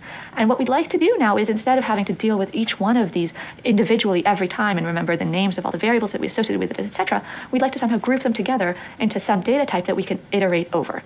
And lists are fantastic for that. So what we might do is we might declare a list that contains point features, and it's going to point to a new array list that will contain point features. And so notice that in this declaration, we're doing two things that seem a little bit sophisticated. One is that we're using that interplay between an interface and a class that implements that interface. And so notice that the variable here is of type list, whereas the object that we created is of type array list, which is a data type that implements that abstract data type of list. And we have a support video coming up that will talk through some of those details, and we'll also talk in a lot of detail about interfaces and abstract data types next week. So there's more coming to that, but for now we want you to be comfortable using some of these constructs. The other piece here that we'll go into more depth in the support video is the fact that we're using generics. So we're not just defining any old list, but we're also telling Java what kind of objects are being stored in this iterable list. We're saying that in particular, each one of the elements in this list is a point feature. And the advantage of that then is that when we go through the list and read off the objects one by one, we'll know that what we're getting back is a point feature. And so we'll be using all the methods that are associated with those point features. So once we've declared and created this object, now we can add elements to that list. And so we can go ahead and add those 5 significant earthquakes to that list. And the big advantage comes now when we want to represent those features in our map. And so we want to create markers for each of those features. Now, because we put all of those earthquake features in a list, in order to create the markers, what we could do is just iterate through that list, and we could say for each point feature in the list that we just created, what we're going to do is add a new marker to a list of markers, and that new marker is going to be constructed from the information that we get from the particular point feature that we got back from this list. So every time we create a new marker, what we're doing is we're giving it a particular location and particular collection of properties that are read off from one of these features that we created before. So the effect of having this for each point feature in this list of point features loop is that our markers list will be populated with a single marker for each one of these significant earthquakes, and then we can go ahead and add those markers to the map.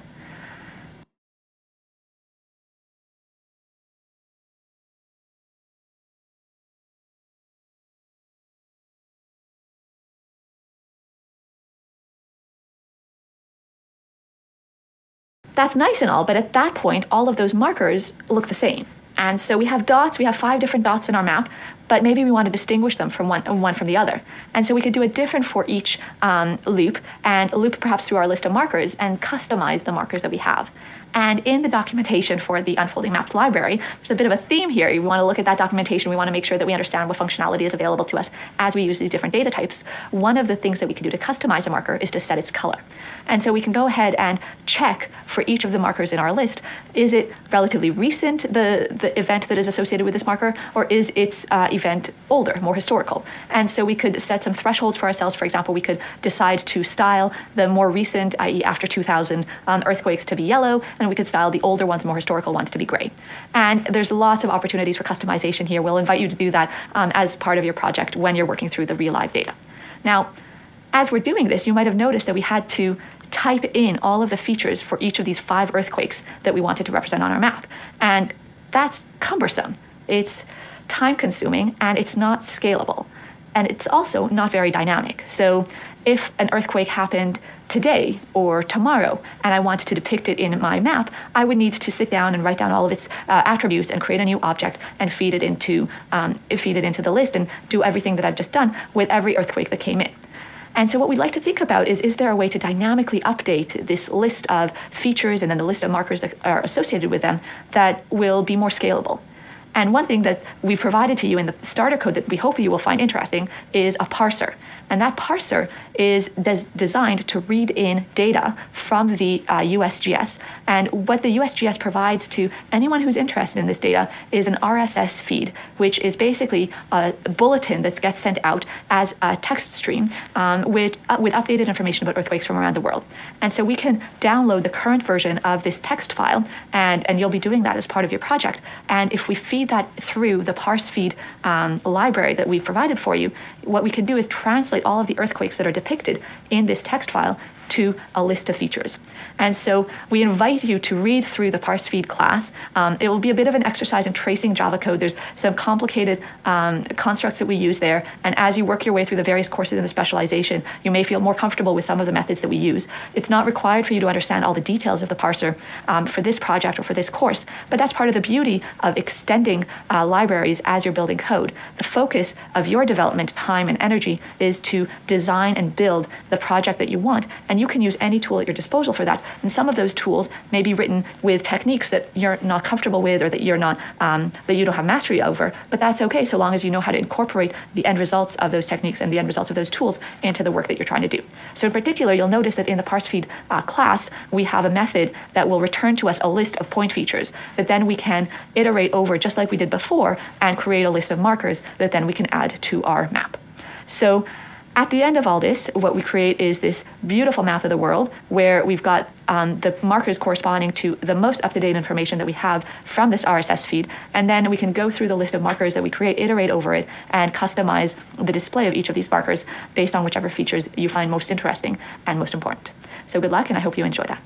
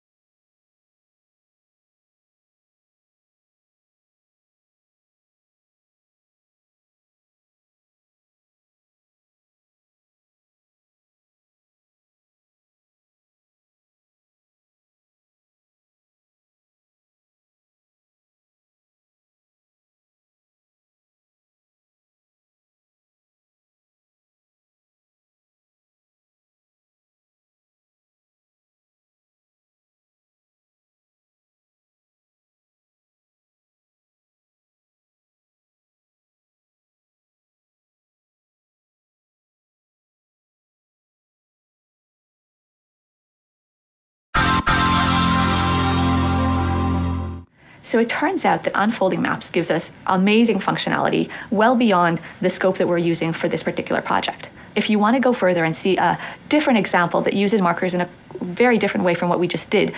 Stay tuned for the next few videos where we'll be thinking about how to display life expectancy using different shades of colors to annotate a map of the world.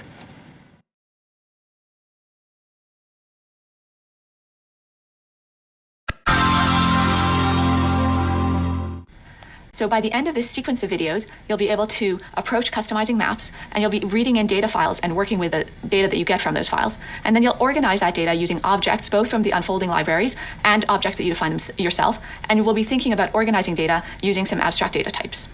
So let's start by setting up the problem. And this example I just find really striking. So what we'll be doing is annotating a map of the world. So we'll look at all of the countries in the world, and we'll be thinking about data for average life expectancy at birth. You can think about a person born on the other side of the world from you, and as they start off their life journey, how long might they expect to have on this world? So there's data collected by the World Bank, and you can read it in. And what we've done is annotate this picture of the world, this map of the world, so that the bright red spots are countries where the average life expectancy at birth is somewhere around 45 years. And the bright blue spots have average life expectancy around 85 to 90 years. And so just in this visualization, we see the range of life expectancies we might find globally. And this is pretty striking. And so by the end of the videos, you'll be able to do similar visualizations with all sorts of data sets that are available online and in other sources, and that we'll also make available for you through this course. So the life expectancy data that we might get, say from the World Bank, for example, comes to us as a spreadsheet, comma-separated values, lots and lots of rows in this file. And we want to make sense of it. We want to present it in a way that's easier to understand and organize. So when we have a high-level objective, like drawing pictures or visualizing data on a map, it's useful to break it down into manageable chunks before we sit down to program a solution up. And so for this particular problem, we can think of our project in 3 stages. First, we might set up the map, configure the window, and display the countries. Then we might go to reading in the data and looking at the data file that we have. And finally, we can convert that data into a visualization on the map. So the videos will be separated into these 3 stages, and we'll wrap up this video by setting up our map. So this is a good opportunity to think back to the beginning of your project, and you've already played around with similar code where we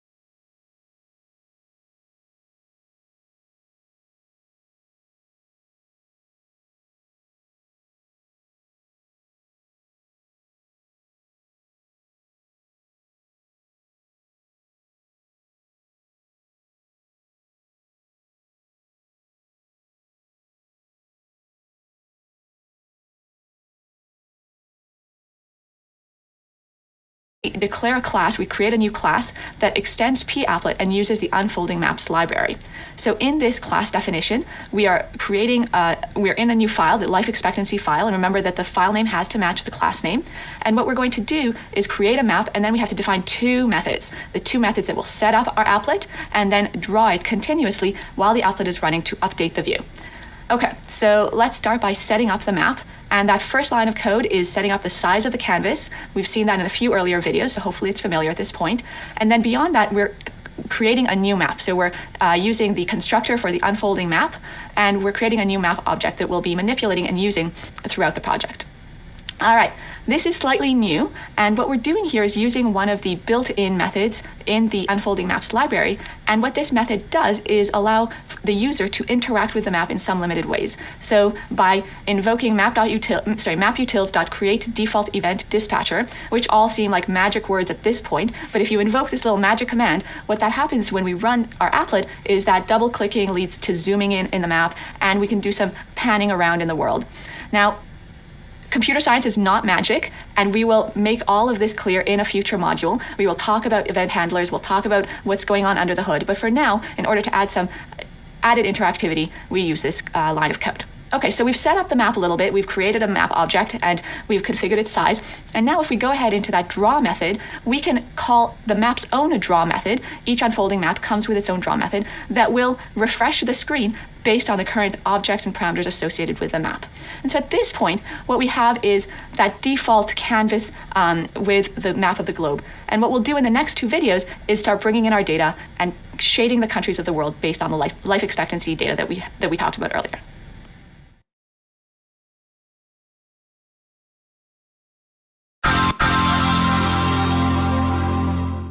Welcome back to this second of 3 videos where we'll be developing a project together. We're going to build a map that visualizes life expectancy around the world, and we've broken up that task into 3 pieces. In the first video, we talked about setting up the map, and I hope that you've opened up Eclipse and tried out that beginning setup procedure, and that now you're ready to work with me to read in the data file from the World Bank with the life expectancy data, and then we'll display the map in that third video. So this is our end goal. What we'd like to see when we finish this project is the range of colors from bright red to indicate countries with a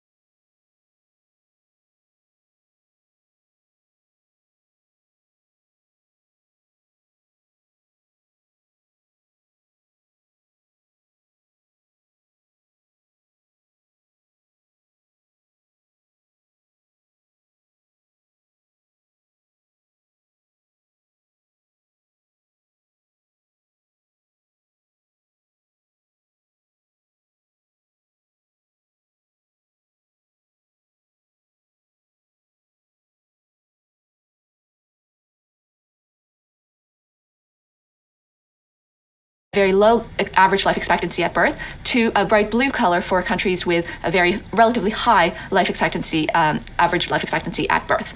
And all of that data is encapsulated in this data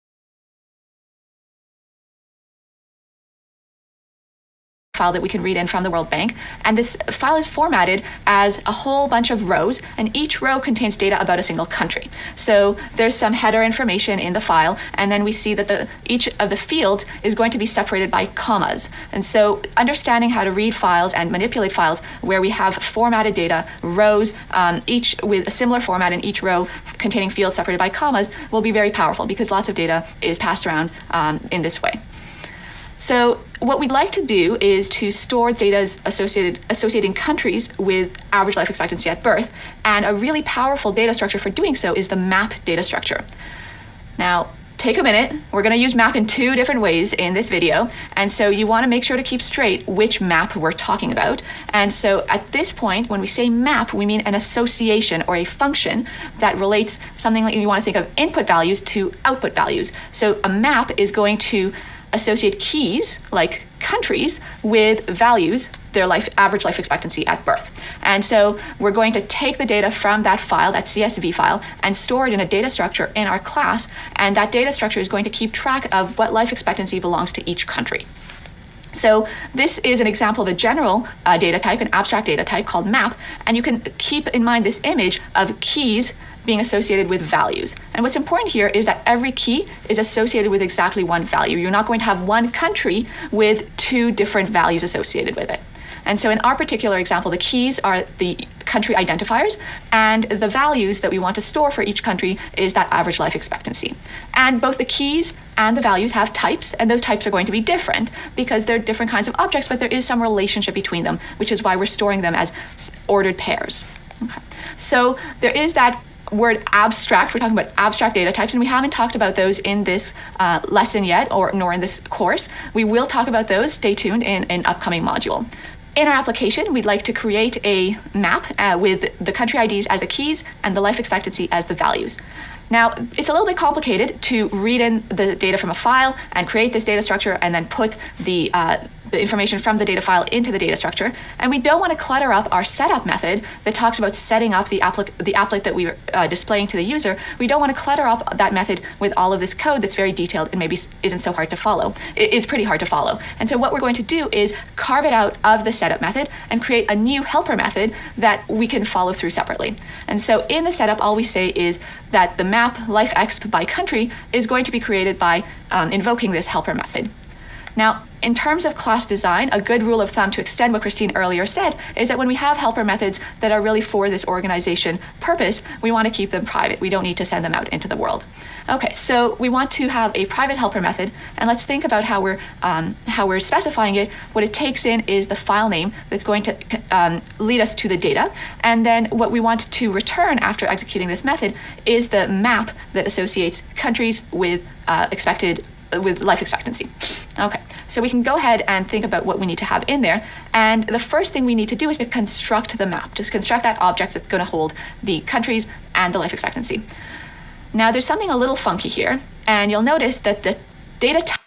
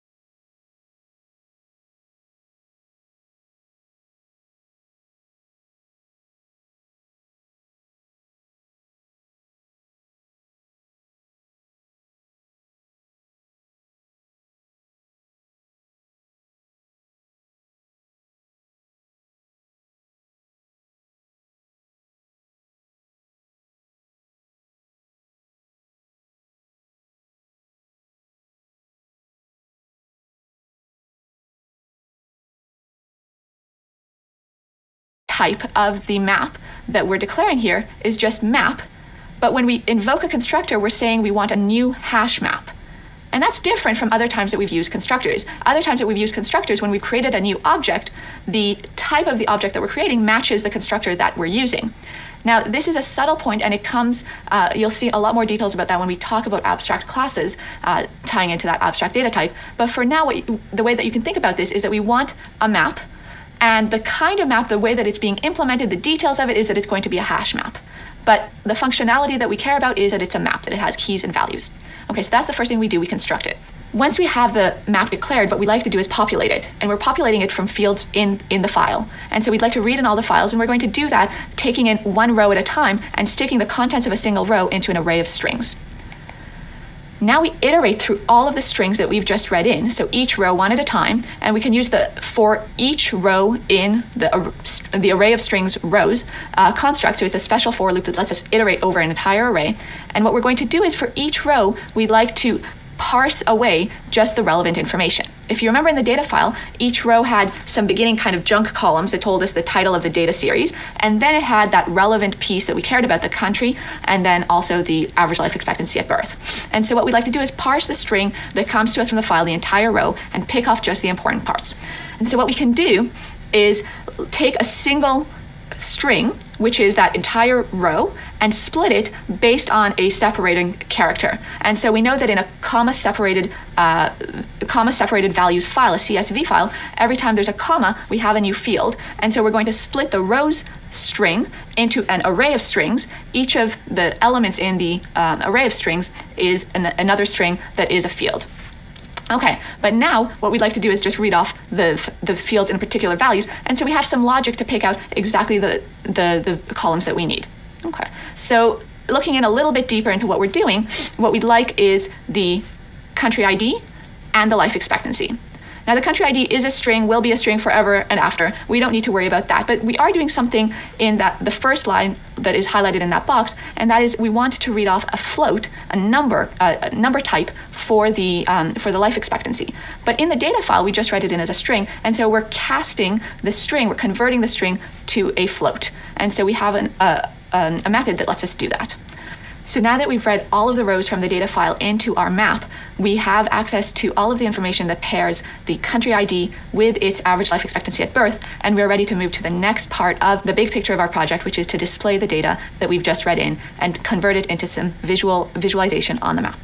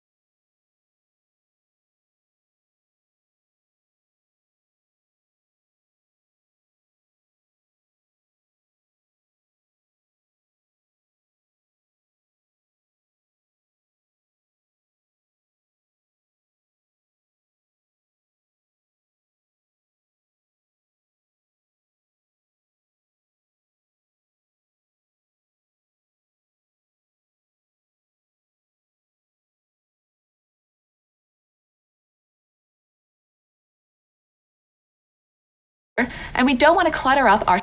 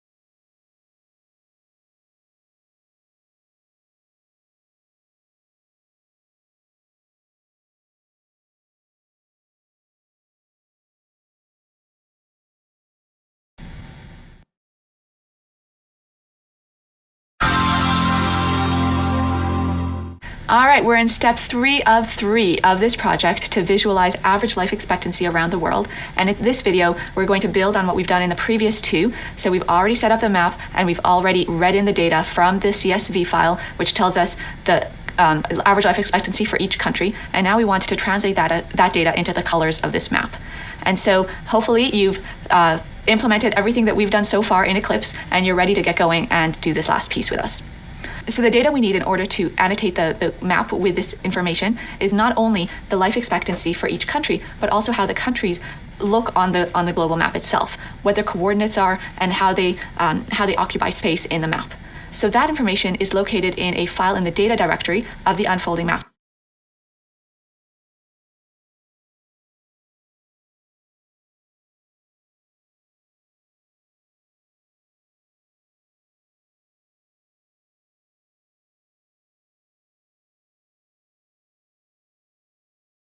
Library, and it's called countries.go.json. JSON is an extension that indicates we've got formatted text.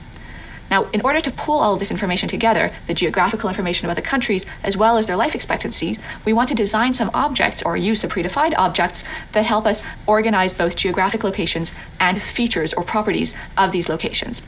So what we're going to think about are the underlying groupings of the properties and locations as distinct from their visual representations on the map. And in fact, Unfolding as a library has some classes that are able to manage that distinction for us. So when we're just thinking about a particular location in the world and its associated properties, we want to define or use the type feature. So use objects of type feature for talking about locations with properties. But then when we want to translate those into some sort of visual representation on the map, then we could use the marker class in the Unfolding library, which then lets us style how these properties might impact what we display on the map. So let's think about how we are going to store all of this information, because we have a lot of countries. And so we want to have a list of features and also a list of markers. So this is another example of an abstract data type. In the previous video we saw the abstract data type map, which let us store pairs of pieces of information, pairs of objects. And now we've got lists. And lists are relevant whenever we want a collection of objects that are ordered in some way. Okay, so we've already seen lots of examples of lists. For example, when you think about array lists, then that's a particular implementation of a list. And we'll talk more about this data type and its implementations later. But for now, we want to think about a list of features, each one associated with a country. So in our applet, we're going to think about all of the countries. Each of the countries has associated its life expectancy and some other pieces of information. And so each of that is going to be a feature. We're going to have a feature object for each country, and we'll store them all of those feature objects in a list. Similarly, we'll have a marker object, a different marker object for each one of our markers, for each one of our countries. And so in our class, we need to declare a list of features and a list of markers. And this is how we do it. Now, instead of just declaring, that's not good enough. If we want to work with these objects, we've declared them, but now we need to build them. And so we need to create one feature and one marker per country. So here's the code that we might include.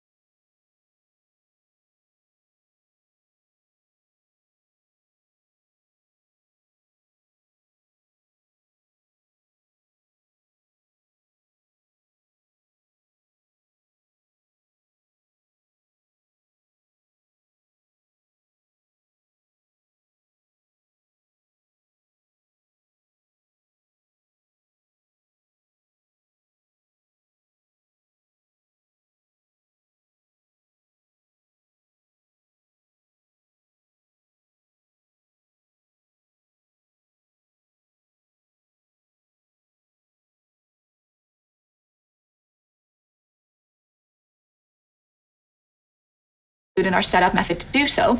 We're not going to go into the details of how this goes about. We're using helper methods that are provided by the Unfolding Maps library. And these are standard methods that you will use in your project and throughout when you want to create features and markers for a list of countries that you already have. Once we have these features and markers, we want to add them to the map, which means that we display the markers. But not only do we want to add them to the map, we want to manipulate them. And what we'd like to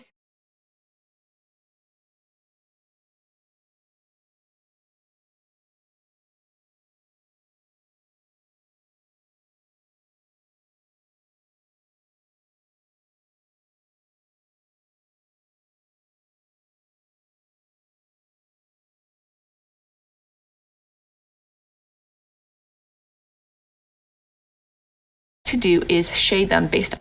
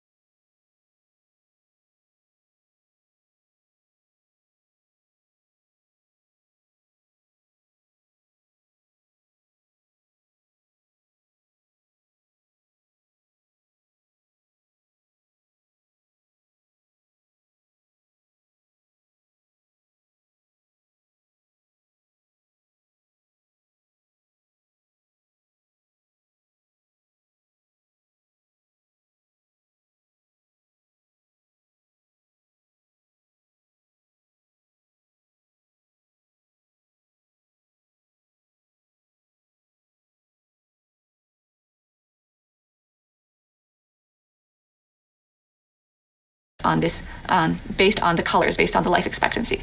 Okay, so let's dig deeper into what this shading will look like, and we've defined a new helper method that will let us do that in some detail. Okay, so this is our helper method. Remember that our rule of thumb is that they are private. Unless there's a reason to open it up to the world, we're going to keep it private. And what we're going to do is go through all of the markers that we created. Remember, there's one marker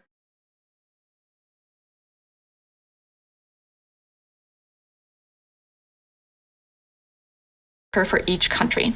And what we'd like to do is, for each of the markers, for each of the countries and their associated markers, we're going to decide how to color the marker. And the coloring is going to depend on the life expectancy.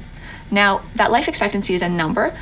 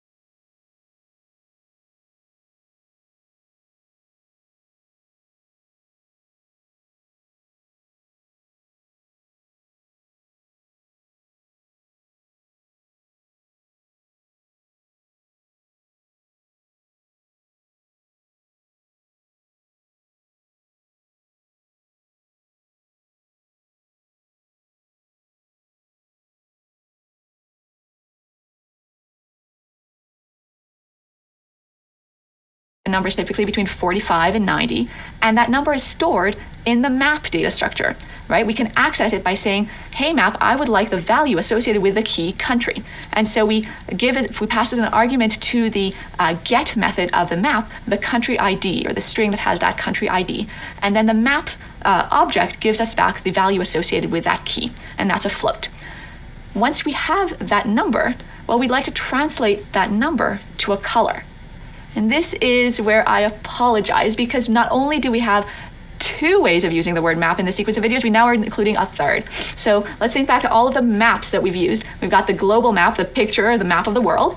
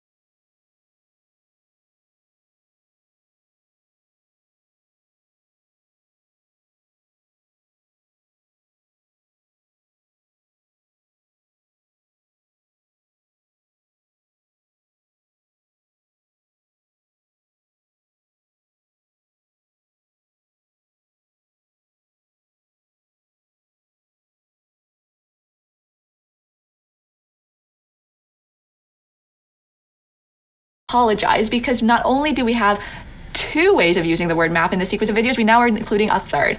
So let's think back to all of the maps that we've used. We've got the global map, the picture, the map of the world. We've got map the data structure, which associates keys with values.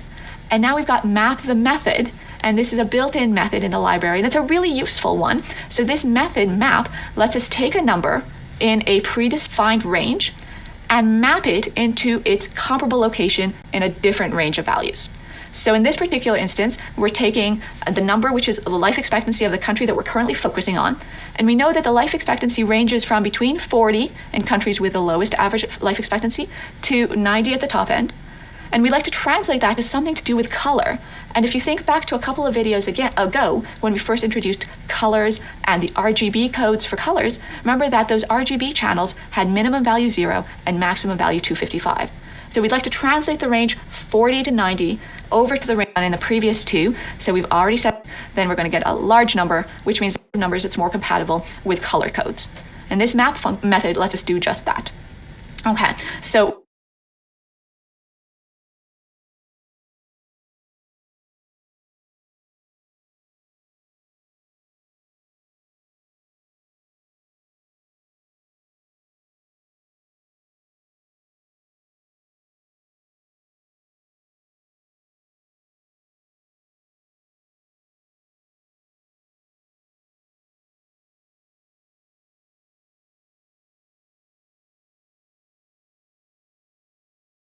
we invoke it, what we get back from it is a float, and we're going to cast it to an integer, because for the RGB colors, we just deal with integers. So in the RGB coding of colors, we want an integer between 0 and 255 for each of the 3 color channels, red, green, and blue.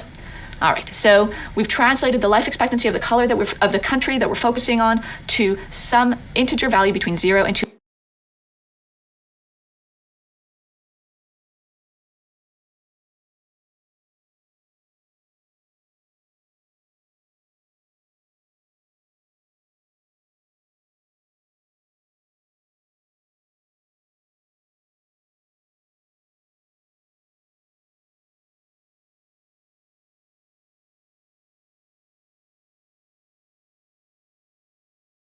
255. And what we like to do is countries that have really low life expectancy, relatively speaking, are going to be colored bright red. So bright red means that the red channel should be at highest possible, somewhere around 255. And if we want the countries that have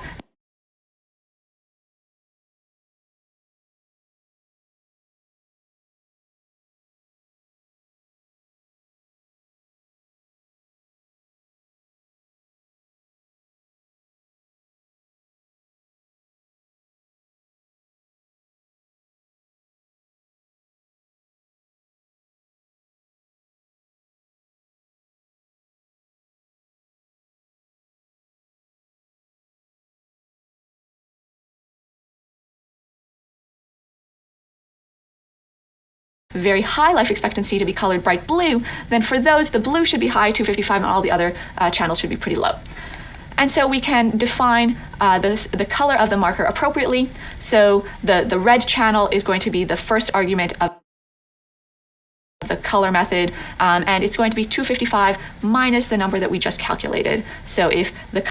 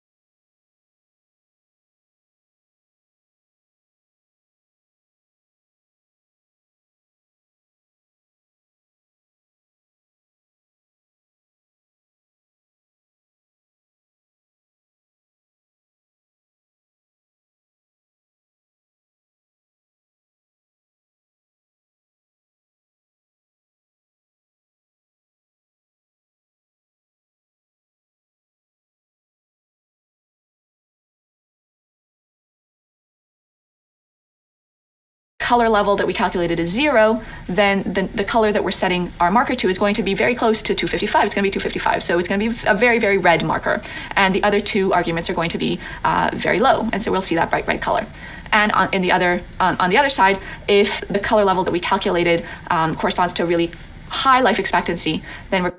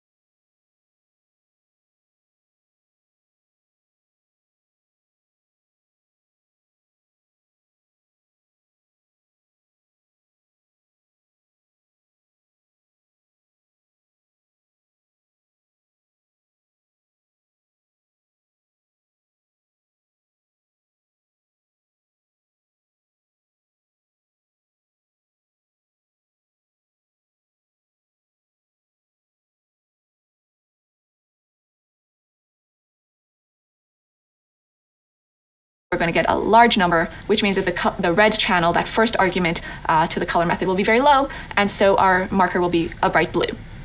Now, think back about this logic that you see in this code, and we have an if-else in there. And if that if-else is dependent on the conditional statement, if lifeexpmap contains key of country ID. Well, what on earth does that mean? It could be that the marker that we're looking at currently has a country ID that doesn't show up in the file of life expectancies. It could be that when the World Bank put together all of their data on life expectancies, they weren't able to reach the statistics of one particular country. And we don't want our code to crash just because we don't have information about a particular country. So what we're going to do is check. We're going to ask our map, the map that associates countries with life expectancy, if they actually have a value of life expectancy for the country that we care about. And if there is such a life expectancy for the country we care about, then we go ahead and do our calculation that we just did, and we color the marker appropriately. But if we don't, then we want to have some sort of default setting for what that color is going to be. And remember when Christine was talking in her supplementary video about color codes, she mentioned that if we set all three colors, R, G, and B, to the same value, then what we get is a shade of gray. So our default color for the marker is just going to be a shade of gray if we don't happen to have information about the life expectancy of a particular country. All right, we've done it. What we've done now is we've colored the whole world based on the data in the life expectancy file. And what's really powerful about the techniques that we've gone through in these three videos is that really most of what we were talking about doesn't depend on the fact that we're talking about life expectancies. Anytime we have a data file that tells us some values associated with country IDs, we can do exactly the same process and color the world based on all sorts of other information and data. So I hope now you're excited about doing these kinds of projects. What you might want to do is look for additional data sets about things that you care about. Or you could also plunge right back into your project and think about how to use these techniques when you're customizing your markers and displaying the data that you're working with in the project.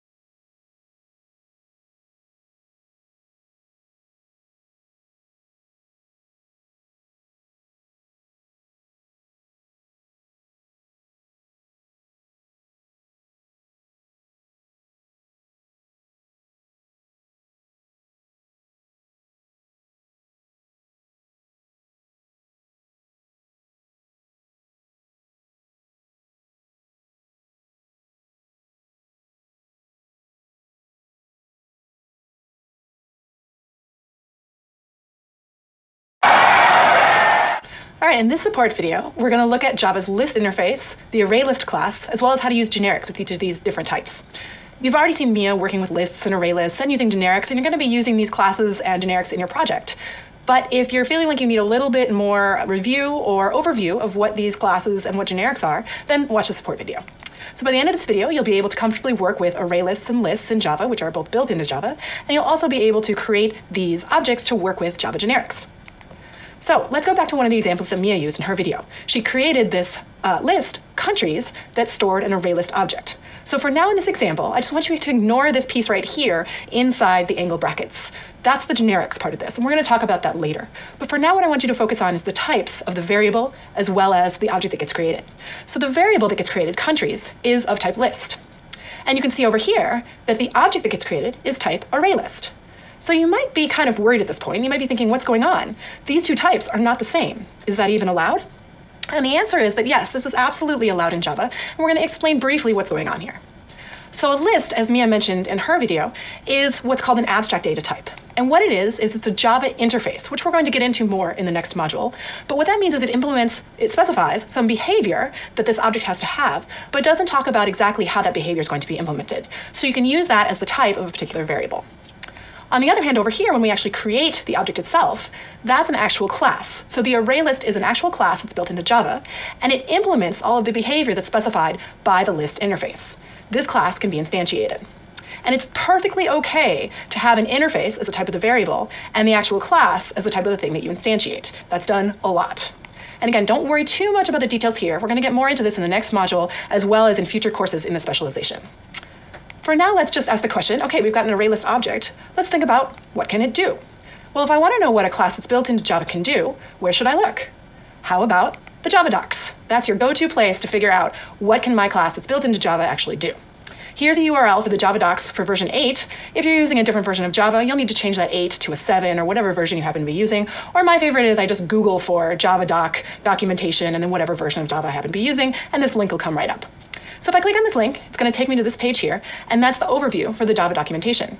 And now the question is, where the heck is ArrayList? How are you going to find it? Well, there's a couple ways. You can either look down here. This is this full list of all the classes and libraries that are built into Java. So you will find ArrayList in this big, long list, but it's pretty long. So a faster way to get yourself to ArrayList is to know what package it's in. So the packages are listed up here, and if you know that ArrayList is in java.util, which I'm telling you now, so now you know, you can look in this package list to find the java.util package. Then you can click on java.util in that package list, and that will narrow down the list of classes to only the classes and interfaces that are in java.util. So then you can go down here to the list of classes that are shown, click on the ArrayList class, and up will come the documentation for the ArrayList. Okay, so now you've got the documentation page for the ArrayList, and it's pretty long, and it talks about a lot of things the ArrayList can do, and I just want to call out a few different methods that you're going to find useful.